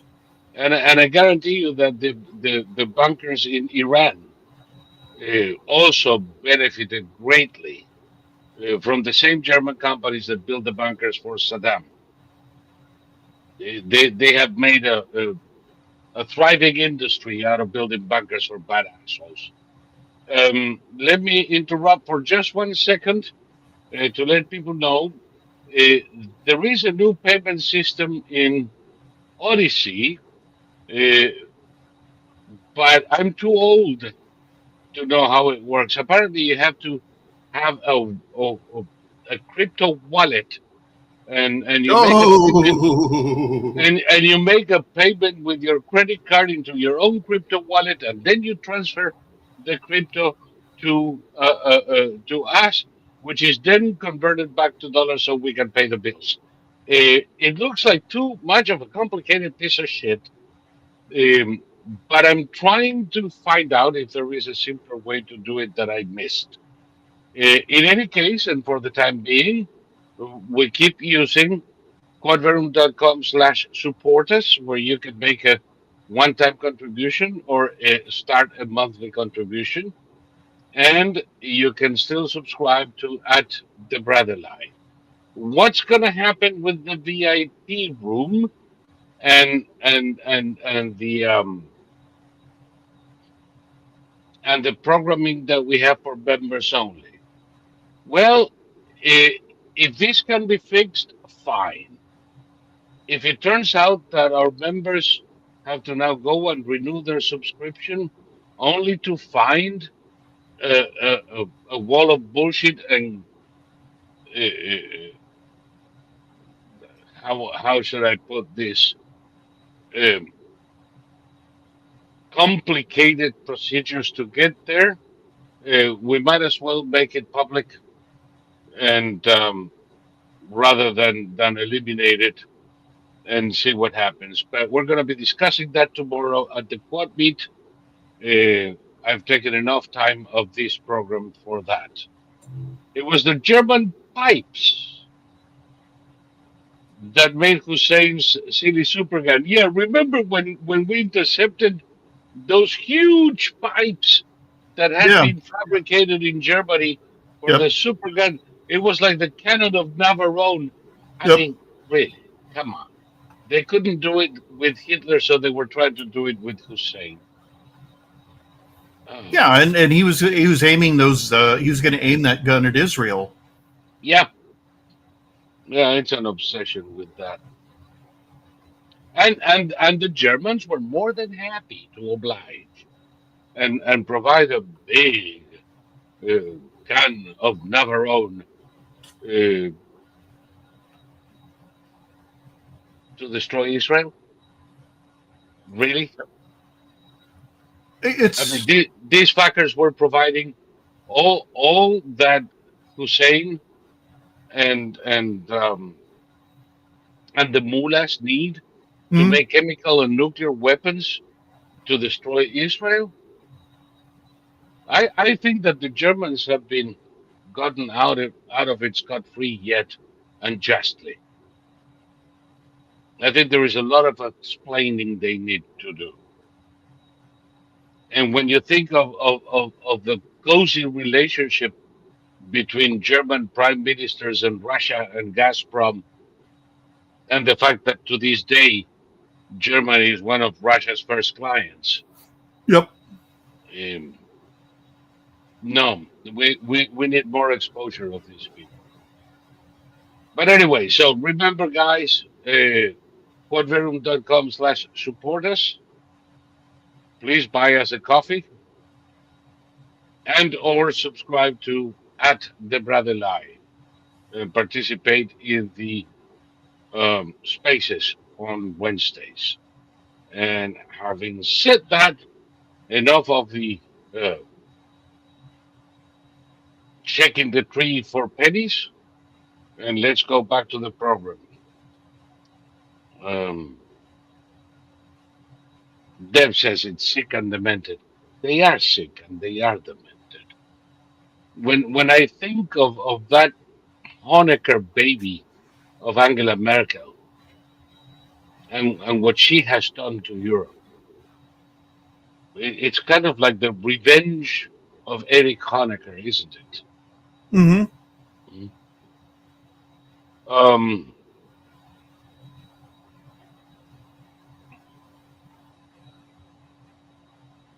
yeah, and the AQ Khan network in Pakistan, uh, the Pakistani who took technology from the company he worked for in the Netherlands and spread it around to anybody who would pay. Not surprising, not No. surprising at all. But you know who the idiots in this movie have always been? Who? We. True. We paid trillions to contain the status quo so that corrupt European politicians could make a mint. Hmm. We paid trillions to protect Europe from their own follies while they were using the money to undermine American companies. Trump couldn't have come a moment too soon. Hmm. And of course they're going to squeal. I mean, of course Musk is going to scream bloody murder because he's about to lose subsidies in all of his government grift companies. It's expected. Of course, some people are going to complain and scream because now Europe has to pay for its own defense. But it's good. I mean, it means that we're moving in the right direction. Hmm. Uh, what are you looking for? No, I'm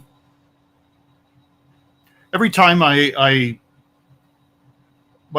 start, my mind starts fluttering in all directions, and I'm trying to find things that I'm thinking about, and I can never. I know I've seen them somewhere, and I'm trying to. I just get very confused because my mind works too fast.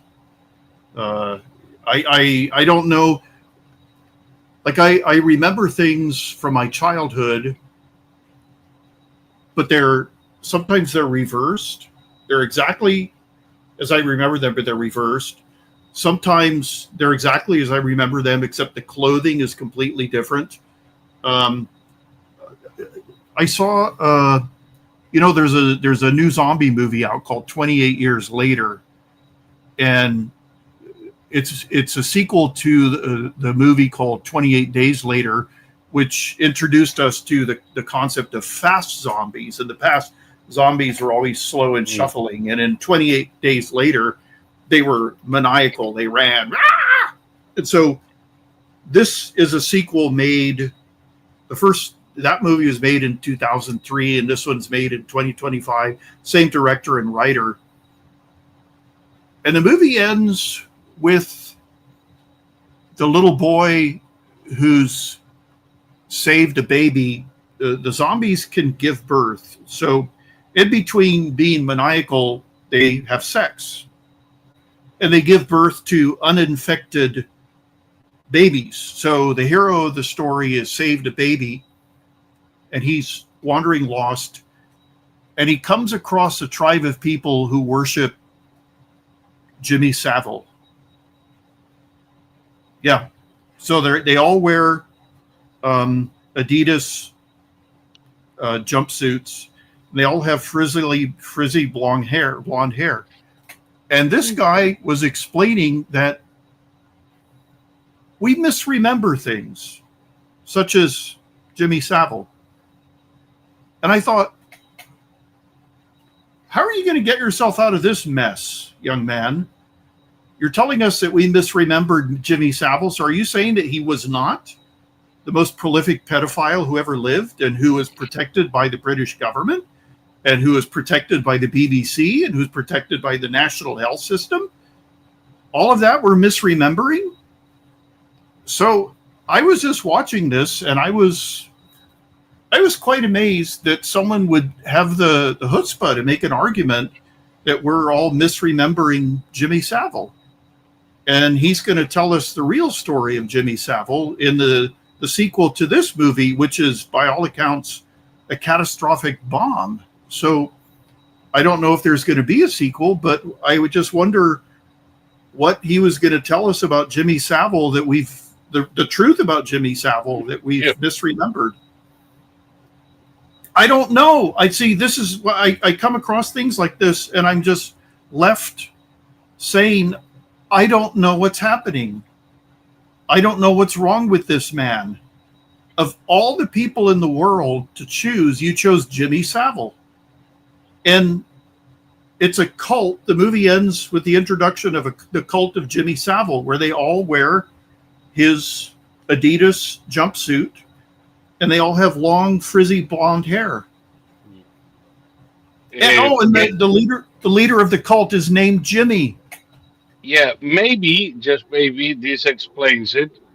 I always say that it made no sense because 28 Days Later came out before it became public that Savile was a pedo.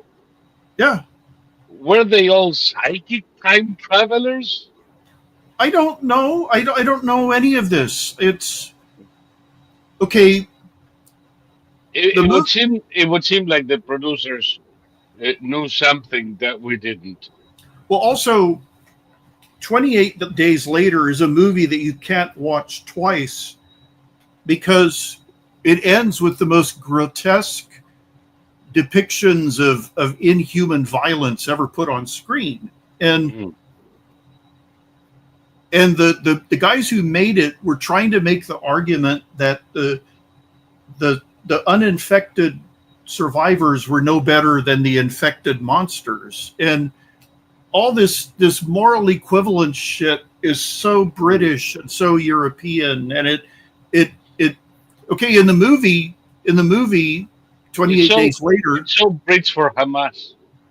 well, the most evil people in the movie was the British Army, because they save these. It's a young man and two young women, and they think they've killed the young man, and then now they're going to rape the young women until they're pregnant, and that's how they're going to save the human race, is through rape.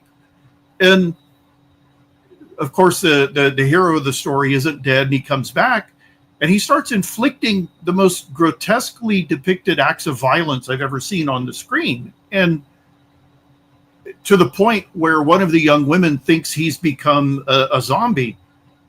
But then he, surprise, I'm normal. I love you. Let's kiss. I'm covered with blood and eye goo. Let's save the human race. Yeah. I don't know. And the movie ended with them living in harmony in Scotland. And then suddenly, even though all of the UK had been taken over by zombies, an RAF jet comes flying over and waggles its wings, showing them, I see you, you're going to be happy. And that's where the movie ends. And then it doesn't end. It turns to shit. And I don't know. Moral equivalence it's the hodgepodge of retarded minds. It really is. Yes. There are people who, such as the Israelis, who are a million times more moral than the people they're fighting. They're not the same. Yes. Well, that's my beef with Leo 14, which I had before that with Bergoglio. The moral equivalency I find the most offensive form of immorality. To tell me that, well, people die on both sides. No, it's not the same thing. It's not the same thing at all. And whenever somebody tries to place Israel and Hamas on the same level of morality, each defending their own, to me, that is the non plus ultra of immorality. Timothy McVeigh said that what he did was no different than the Branch Davidian catastrophe. McVeigh admitted to deliberately targeting infants, which he said the FBI did the same at the Branch Davidian compound. And we know they didn't. No, the same FBI commander, I guess you would say, who was in charge of the Branch Davidian operation was also in charge of the investigation at Oklahoma City. And this guy had no love whatsoever for Janet Reno. He said Janet Reno, when a news organization called the FBI and they said, today's the 2-year anniversary of the Branch Davidian catastrophe. Could this be an attack by American terrorists? And the head of the FBI immediately said, of course, that's almost certainly what it is. We see no evidence that it's Middle Easterners. Mm-hmm. And in 1995, Janet Reno was still Attorney General, I believe. Yes. And he called her and she said, you're full of shit. Nobody even remembers Waco. And so he put down the phone thinking this woman is unfit for her job. And in a lot of ways, she was. She always wasn't fit. Yes. The FBI did not deliberately murder children at Waco. They and they took too long to act because of Janet Reno. They did. What I would have done, and maybe this is crazy, what they tried to arrest Koresh downtown and they were unable and he fled back to the compound. What I would have done is I would have called him and I would have said, hi, I'm agent so-and-so of the FBI. May I come in and speak to you? I will come in completely unarmed. May I come in and speak to you?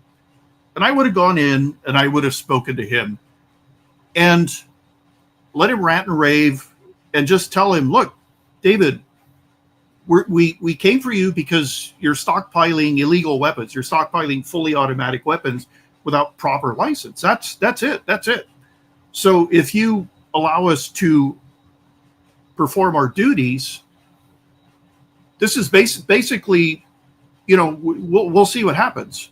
But nobody did that. They charged and they attacked, and the Branch Davidians all fired back with 50 caliber rifles, and I think four federal agents were killed, and then they were out for blood, and then they had that stupid standoff. That was on the first day when they first showed up.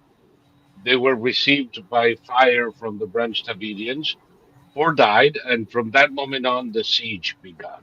Exactly, and the FBI is made up of flawed humans, but they didn't deliberately kill the children. That Timothy McVeigh made the moral equivalence, that he was no different than the FBI.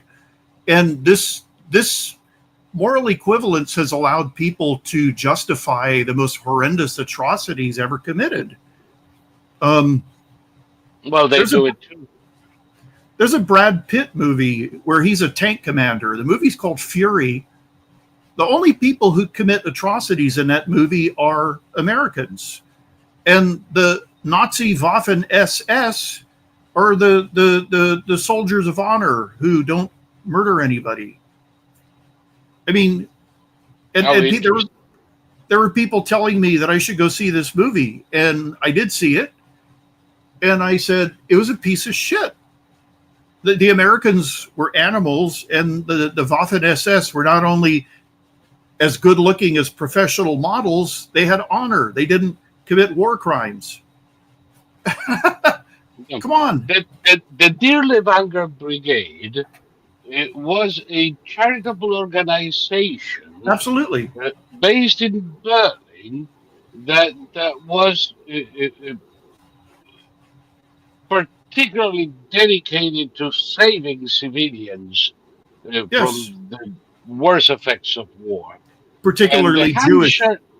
Yes, and the Hanscher Brigade was set up to rescue Jews from war zones to protect them.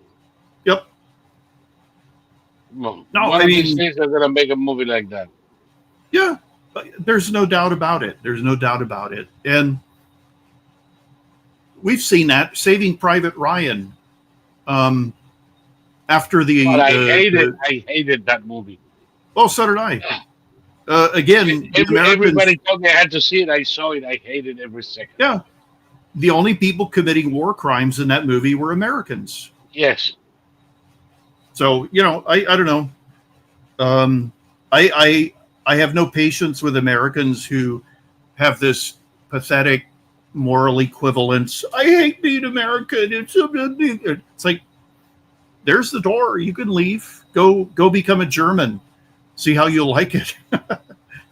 Well, this is a good time to become a German. You can become a German, go to Cologne, and be raped by an Afghan. Yeah. And then it's a full circle. Exactly. You'll have gotten what you deserve because you're an American. God, these people are so fucking insane, and we see it every day. Mm-hmm. There is a lot of that in the people that we don't like in the pseudo MAGA fringe. Mm-hmm. What some people are now calling the woke right. Mm-hmm. I don't like the name, but it's the same people that we have been calling, I don't know, conservative Inc., pseudo MAGA, MAGA tards, Q tards. They're the same people. There is, in all of their arguments, a moral equivalency that I find not only off-putting but damnable. There is all of the elements of neighborhood community communist center. Mm-hmm. In the cities of South America, you had the little meeting places of the FEDE. Mm-hmm. FEDE was the Federación Juvenil Comunista, where all of the teenagers would go to see if A, they could get laid, and B, study Marx. All of the bullshit that incidentally was shared many times with fathers of the Jesuit persuasion, because they were also pushing the preferential option for the poor and social justice, so they kind of fit in. All of these idiots, all of these magatards are collectivist. All of them have the preferential option for the poor. All of them are preoccupied with the underdog. Never mind that all of their arguments are fallacies, and that whoever they call the underdog is not necessarily an underdog. But the structure of protecting the underdog, now everything is about the middle class. You know what problem I have with middle class? Hmm. In order to believe that it is prudent to fortify the middle class, you have to believe that we're in the middle of a class warfare. Hmm. You have to believe that class struggle is what defines our society, and the middle class is a buffer zone that ensures uh, a pause in the class struggle and allows a larger portion of the population to enjoy the fruits of production. It's all Hmm. bullshit. If you don't believe in a classist society, this doesn't make any sense at all.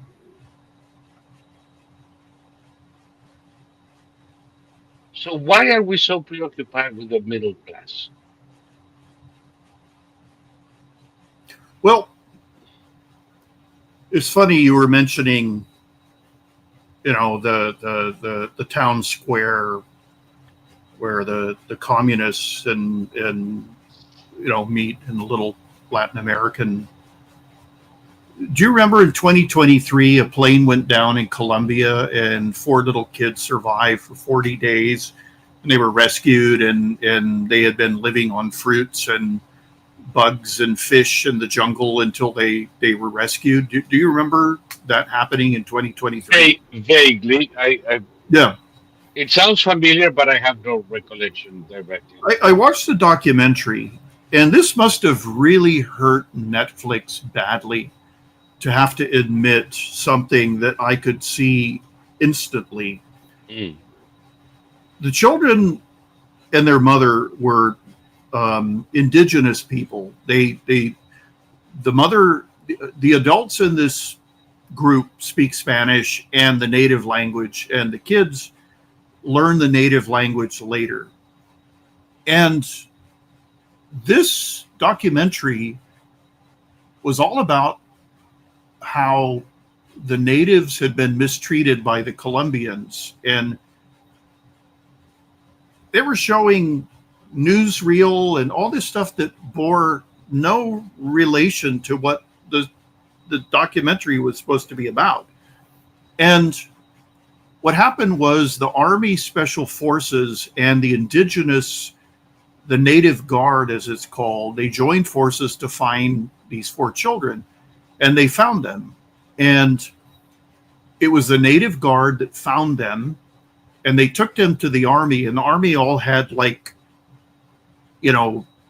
Pedialyte and, modern food stuff and liquid food to give to children who were on the verge of death by starvation. If the natives had started cramming fish in their mouth, they would have died. So it was the movie was the documentary was presented as this great moment of coming together in Colombia, where the past could be put aside and well, they had to admit that 88% of Colombians are mestizos, meaning they're part Indian. So there's no great divide between the indigenous and the non-indigenous, because almost 90% of the country is indigenous, has indigenous blood in them. That's true for most of South America. And at the very end of the movie, they wrote in little tiny letters that it was a 13-year-old girl, a 9-year-old girl, a 4-year-old boy, and an 11-month-old girl. The 13-year-old girl was debriefed by the Army, and she told them everything that happened. And at the end, she said, "My father's been molesting us our whole lives." And I saw that the second they started showing family photos. I saw it in the faces. Why aren't any of these kids ever smiling? And they had to admit, Netflix had to admit at the end of this movie that the father had been arrested and convicted and is now going to serve the rest of his life in prison. So they made this whole fantasy about Colombia, the indigenous and non-indigenous coming together, when in fact the whole country is indigenous. And then they had to admit, I'm not indigenous. Exactly, you aren't. You aren't. But you're part of the 12% that isn't. No. What I mean is the whole country is indigenous and non-indigenous, because most of the country is some degree of mix. Exactly. And they had to admit that this paragon of virtue, this father, was a child molester. Yeah. And that was the first thing the 13-year-old told the army, who the people making the documentary told us that the army were the demons who walked the earth. These special forces guys were all in their early 20s. They had nothing to do with committing war crimes or atrocities against natives. They were natives themselves. They spoke the tongue that these people spoke. So it was you could tell they started trying to make this documentary that was going to be all about the evils of white people. And then they had to admit that the glorious father was a child molester, and the 13-year-old couldn't wait to tell the army, please save me from my father. And the army saved the kids from the plane and from their father. Exactly. It's another day in South America, my friend. Sometimes, people forget, but all of South America, and I don't care if it is Spanish, Portuguese, it's a continent of mestizos. Mm-hmm. Everybody. I'm the whitest son of a bitch you'll ever find. I know my genealogy going back to Roman times. Guess what? I have one to be Indian, courtesy of a great grandfather that came to South America too early. Anybody who has spent more than 3 generations in South America has got a lovely mix of just about everything. Mm-hmm. In Peru, there was a poet,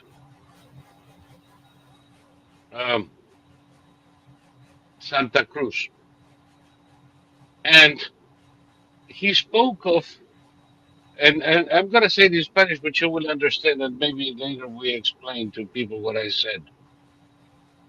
Indo-blanquinegros, blanquinegrindios, y negrindo-blancos. Rubias bembonas, indios barbudos, y negros lacios. That's his description of South Americans, and that is Indo-blanquinegros is I don't even know how to translate this. Indo-Caucasian blacks. Right, Indo-Caucasian blacks, Black Caucasian Indians, and white Indian and white and mulatto Indians. Everything is mixed. And then he says, blonde girls with big lips, Mm-hmm. Mm-hmm. Indians with beards, Mm-hmm. and blacks with straight hair. Mm-hmm. Everybody is a mix. Mm-hmm. All of these obsessions of media schools in American colleges, which are the people making these documentaries, Mm-hmm. They come from assumptions that are completely disconnected from reality. The only person I know in Mexico who is not a mestizo is the president, Mm-hmm. because her parents came in from Eastern Europe. Mhm. And she's the one who speaks of the native peoples. And Spain has to apologize to us. Her fucking grandfather was from Vilnius. Sure. What native peoples is she talking about? How can she use the first person for that? Everybody, and that has to do with the organization in colonial times, where uh, Columbus, who was eventually deposed as governor of Hispaniola because of his opposition to the mistreatment of the natives, Mhm. who he properly reminded everyone were children of gods and subjects of Her Majesty. Mhm. That kind of mentality led to a very early mixing. And of course, the first people who came to South America as conquerors, as adelantados, were men. And eventually, they shacked up with native women. But they didn't rape. Of course, I'm pretty damn fucking sure that there was some psycho out there raping Of Indians. course. But that's not the point. My great great great grandfather, he didn't rape any Indians. He married her Mhm. and gave her the Spanish name Doña Clara. Could have been anything, just probably because her native name was unpronounceable anyway. And they married, and the Indians in South America were very pale skinned. So by the second generation, nobody could tell. Well, the great thing about this country is that you can come here from a foreign country, and when you take the oath to become an American, you're as American as somebody who's born here, Yep. and nobody can ever take that away from you. And Unless you yep, lied. unless you lied, yeah. But Democrats argue that Americans by choice aren't real Americans; they're permanent foreigners, and the majority of Americans don't agree with that. No. You know, the when I used to go swimming, and there were like Vietnamese who had been naturalized Vietnamese, naturalized Thai, naturalized Chinese, naturalized Mexican. There was a naturalized Palestinian. Everybody were Americans, and there was no stress there. There was no like people walking in and going, No. "Who is that? Who is that weirdo?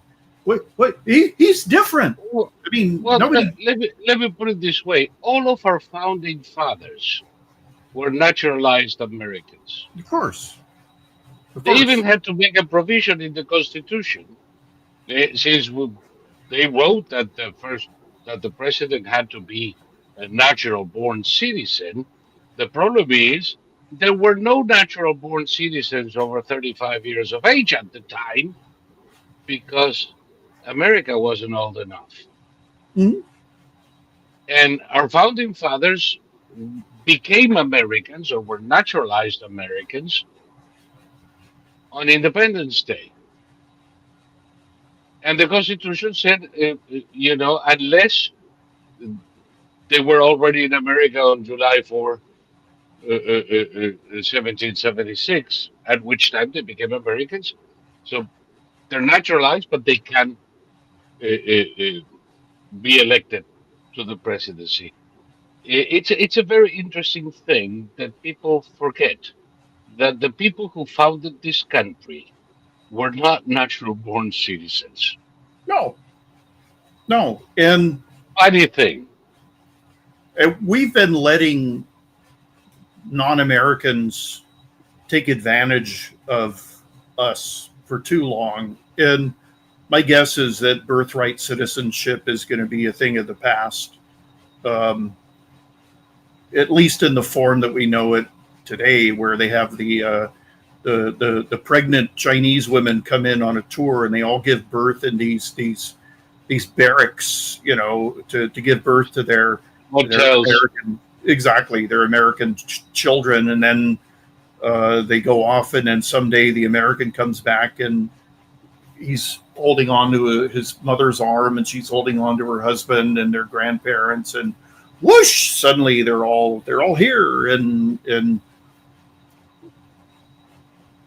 when I was driving around trying to find my way home, I was driving through cities, and all the signs were in various languages, and it didn't bother me. It was like, okay, there's people who feel more comfortable living around those who speak this particular language, but I didn't see any young people there. It was all old people. When you're driving through Little Vietnam or whatever. Yeah. Like my doctor, my ear, nose, and throat specialist is a boat person, and he told me the funniest story. Somebody who he'd gone to school with died, and he got an invitation to the funeral. And he went to the funeral, and they were told where to sit. And then the pastor came out, and he started speaking in a language they didn't understand. And he's Vietnamese, and the guy who died was Vietnamese. And he and his wife were saying, "What language is that?" Well, they were at a Korean funeral, and when they'd arrived, since they were Asian, it was assumed that they were Koreans, and they went to the wrong funeral. And so the correct funeral was being held like 2 doors down or something. But nobody could tell the difference between a Vietnamese and a Korean until they started talking. So, that's the United States. There's people here that you don't know where the hell they're from until they start talking. And then, depending on what type of person they are, hopefully they've left the worst of their culture behind. A lot of them bring it with them, and they tell me, "Oh, beware of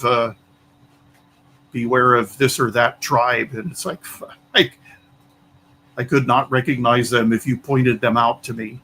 So I won't worry about it. No, there is. When I went to school, we studied very seriously the difference between Chinese, Korean, Japanese, based on the cheekbones and all that jazz, which is mostly bullshit. Yeah. Because I'm pretty damn fucking sure that there are people that have the experience, but they are so mixed at this point that and there are so many points in between that it makes it very, very difficult. Eh, And when you say Chinese, are you talking about a Mongolian, a Tibetan, somebody from North Vietnam? Uh, they're all Chinese, and they're all fucking different. Some Chinese look like Mongols. Some Chinese look like Japanese. Come to think of it, the Japanese rape so many women in China that it's probably 15% of the population have a Japanese grandfather. So at this point, to talk about these characteristics is rather silly. There are groups in the world that maintain physical characteristics that are their own because they don't marry outside their circle. And they're probably going to end up like that dead end genetic group in in the Serengeti, because there's so much inbreeding that nature will tolerate Well, before something like Greta Thunberg shows up.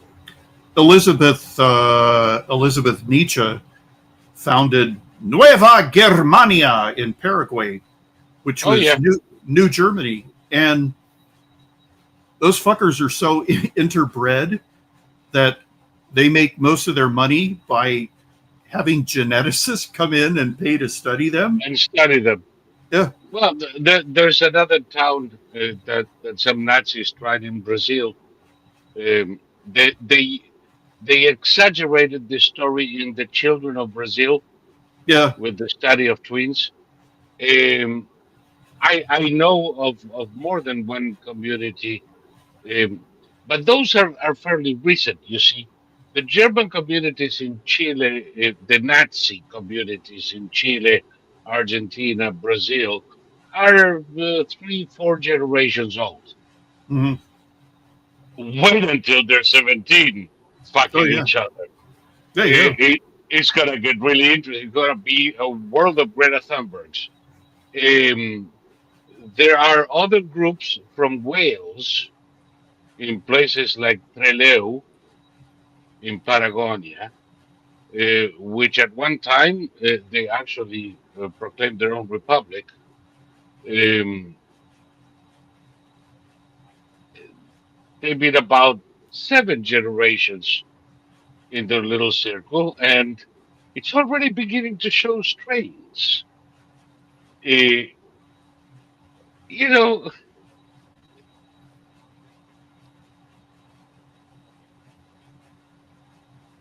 it's what makes me think of the enormous bullshit implied in the promises made by 23andMe or the other uh, ancestry genetic programs. We'll tell you where your ancestors come from. My ancestors come from all over the fucking place. Oh, they come from the British Isles. Where in the British Isles? Yeah. Cornwall, um, Manchester, Liverpool. I mean, Wexford? uh, Yorkshire. Eh, Northern Spain? Yeah. Britannia? These people have been fucking each other for thousands of years. We're all, at this point, part of the same genetic pool, except some isolated groups uh,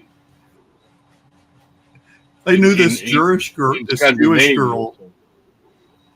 I knew this Jewish girl who I don't know if they still do it, but there was this period where Americans would graduate from high school and they'd go backpacking all over Europe.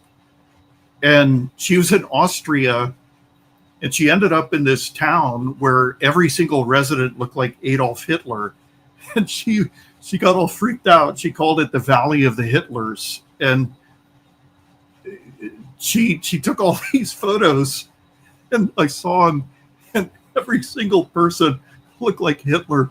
All the women look like Hitler. All the men look like Hitler. All the little kids look like But Hitler. It was that like, sounds like Norway. no, That it was sounds just like really. Norway, man.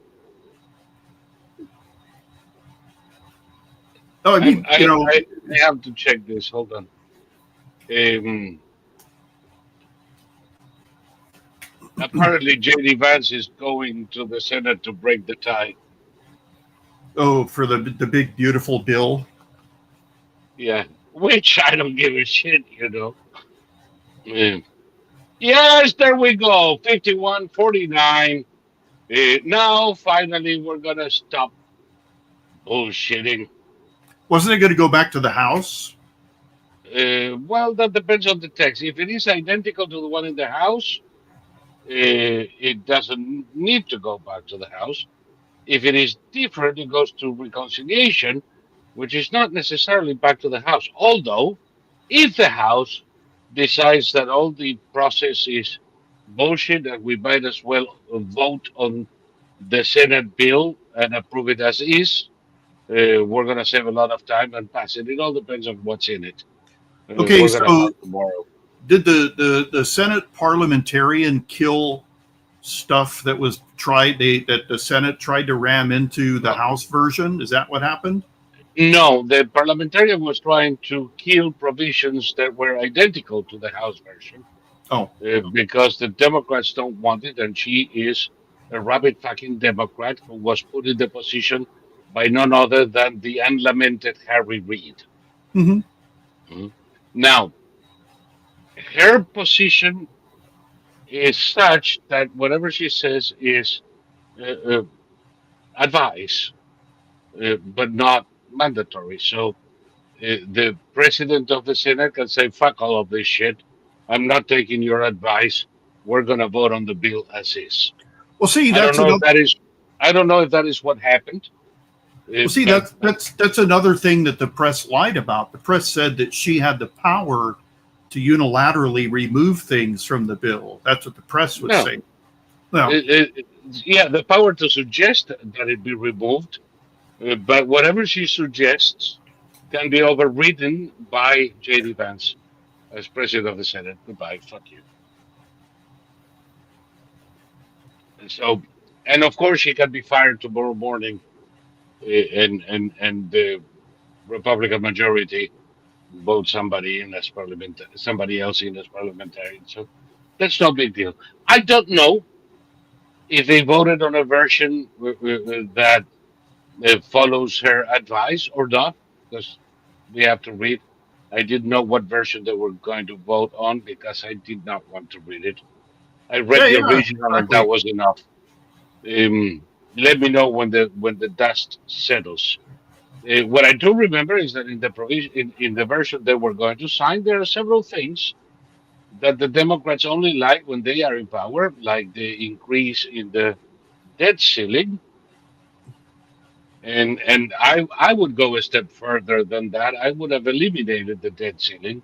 Thank you very fucking much, because Congress can always vote to spend whatever the fuck they want, debt ceiling or not, and increase the debt ceiling at will. So why the hell do we have that? It was a thing invented in the late 20th century to have one more thing to ram over the head of your opponents. It's bullshit. But I'm sure, Also, yeah, that was all the complaints about this bill are based on the notion that that Trump isn't going to do anything else while he's in office. When they're talking about, this is what the national debt is going to be 4 years from now, and this is what the deficit is going to be 4 years from now. They're not taking into account what's going to happen between now and then. Malthusian at, at best. Mhm. But the thing too is,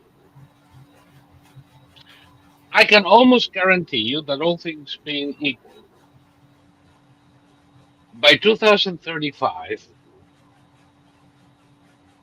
the national debt of the United States will be somewhere around 60 trillion. Mhm.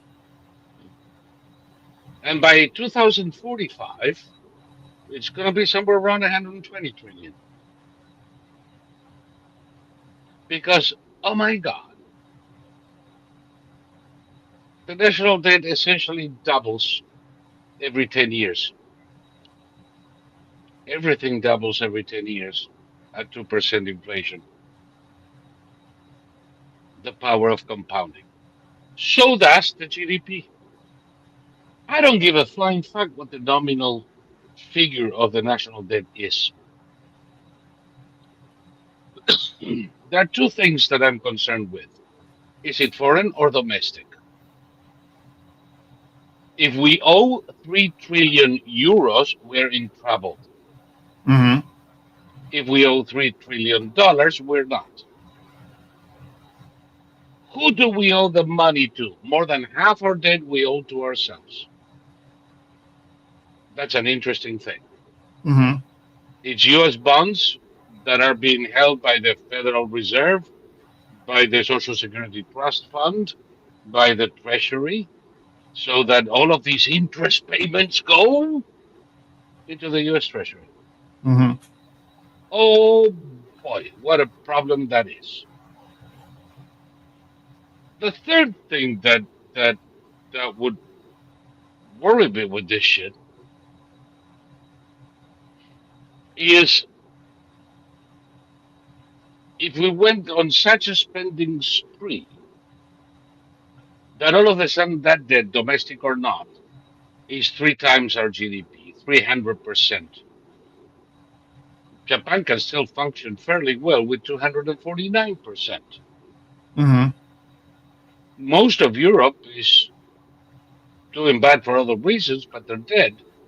hovers around 160% of their GDP. In the US, it's about 100. Mm-hmm.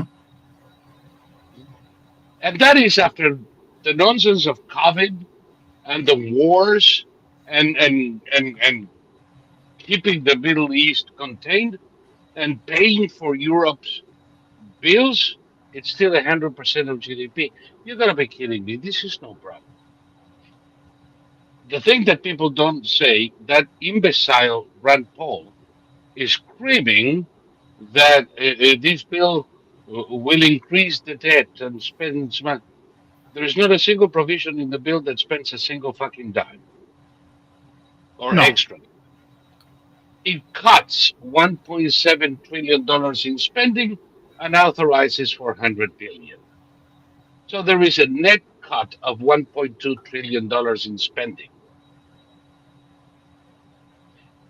It does, of course, make the tax cuts permanent. So it obliterates some $3 trillion in expected increase in tax revenues next year. Already half of it is paid off by the cutting 1.2 trillion. Then we have about a half a trillion already coming in from tariffs. And a little more cuts over there, and we're going to be peachy. And that's why when you put all the numbers together, the deficit will, or rather the debt, will drop from 117% of GDP to 97% of GDP. Mm-hmm. And these people are going to be as wrong in their condemnation of this bill as they were in the war that was going to kill tens of thousands of Americans in Iran and the inflation. Have you noticed how inflation is reached over 100% as a consequence of Trump's tariffs? It doubled the price of everything, didn't it?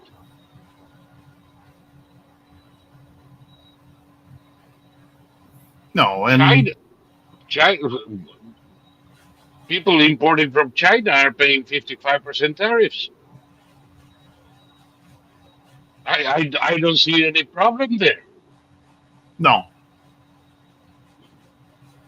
Um, I was just thought of Walmart, and I remember something somebody did the other day. You know, there are no Walmarts in Iran. I wouldn't think there would be. No, they only have Targets. Ah, very good. No, yeah. Um, so inflation didn't go up. On the contrary, prices will continue to go down because the cost of energy is dropping like a horse panties in the Bois de Boulogne. Mm-hmm. And we know what happens with cheap energy. We're going to keep more money in our pockets and we're going to pay less for all sorts of products, whether they pay tariffs or not, because transportation is going to be cheaper, materials are going to be cheaper. And all I see is a 26 with growth around 4 to 6%. Low energy and therefore low gas prices, except for Mm-hmm. California. California is it's its own world. Um, and everybody who is complaining about this bill is going to look like an ass, except that because the fucking grifters are faster than than your eyes, they're Mm-hmm. going to change tack and say the exact opposite 2 weeks from now, and nobody's going to remember. They're going to pull a Carlson.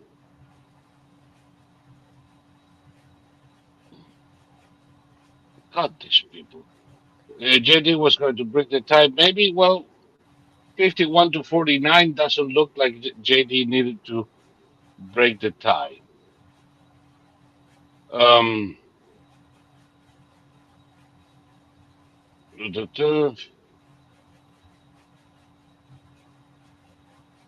we move on to debate now.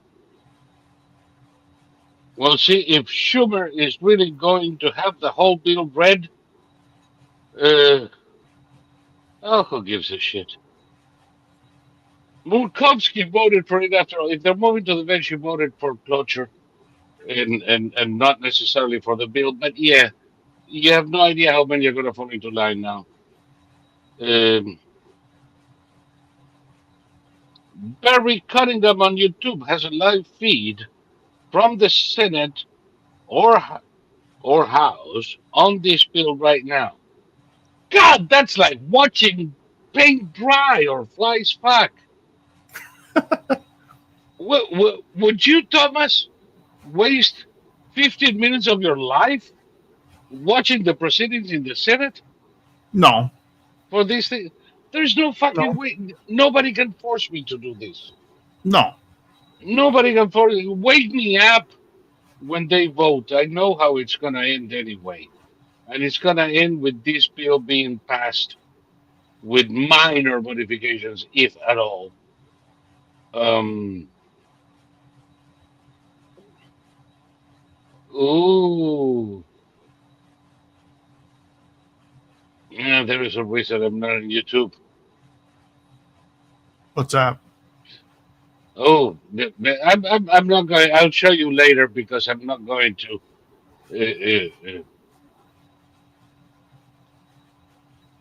What should I call it? I'm not gonna shine the light over a fucking moron. I'll just block him later. Um, God, these people are stupid. Can they fire the parliamentarian? Yes, yes, they can fire the parliamentarian, Kelly. All it takes is a kick in the ass, and she's gone.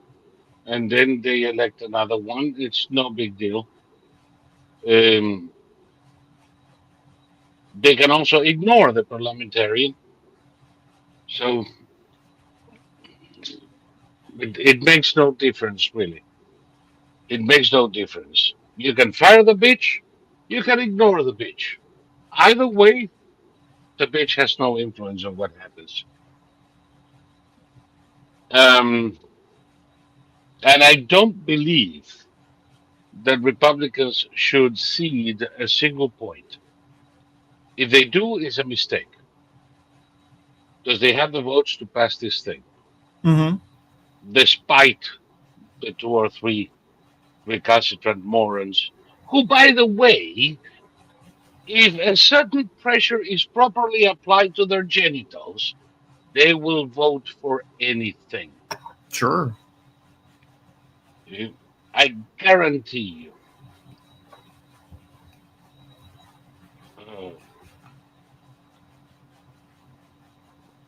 oh, now Kelly is watching that feed, Mm-hmm. and now she said it's like paint drying. No shit. Yeah. Um, Kelly said she was an Obama appointee. No, Obama never appointed anybody to any position in the Senate.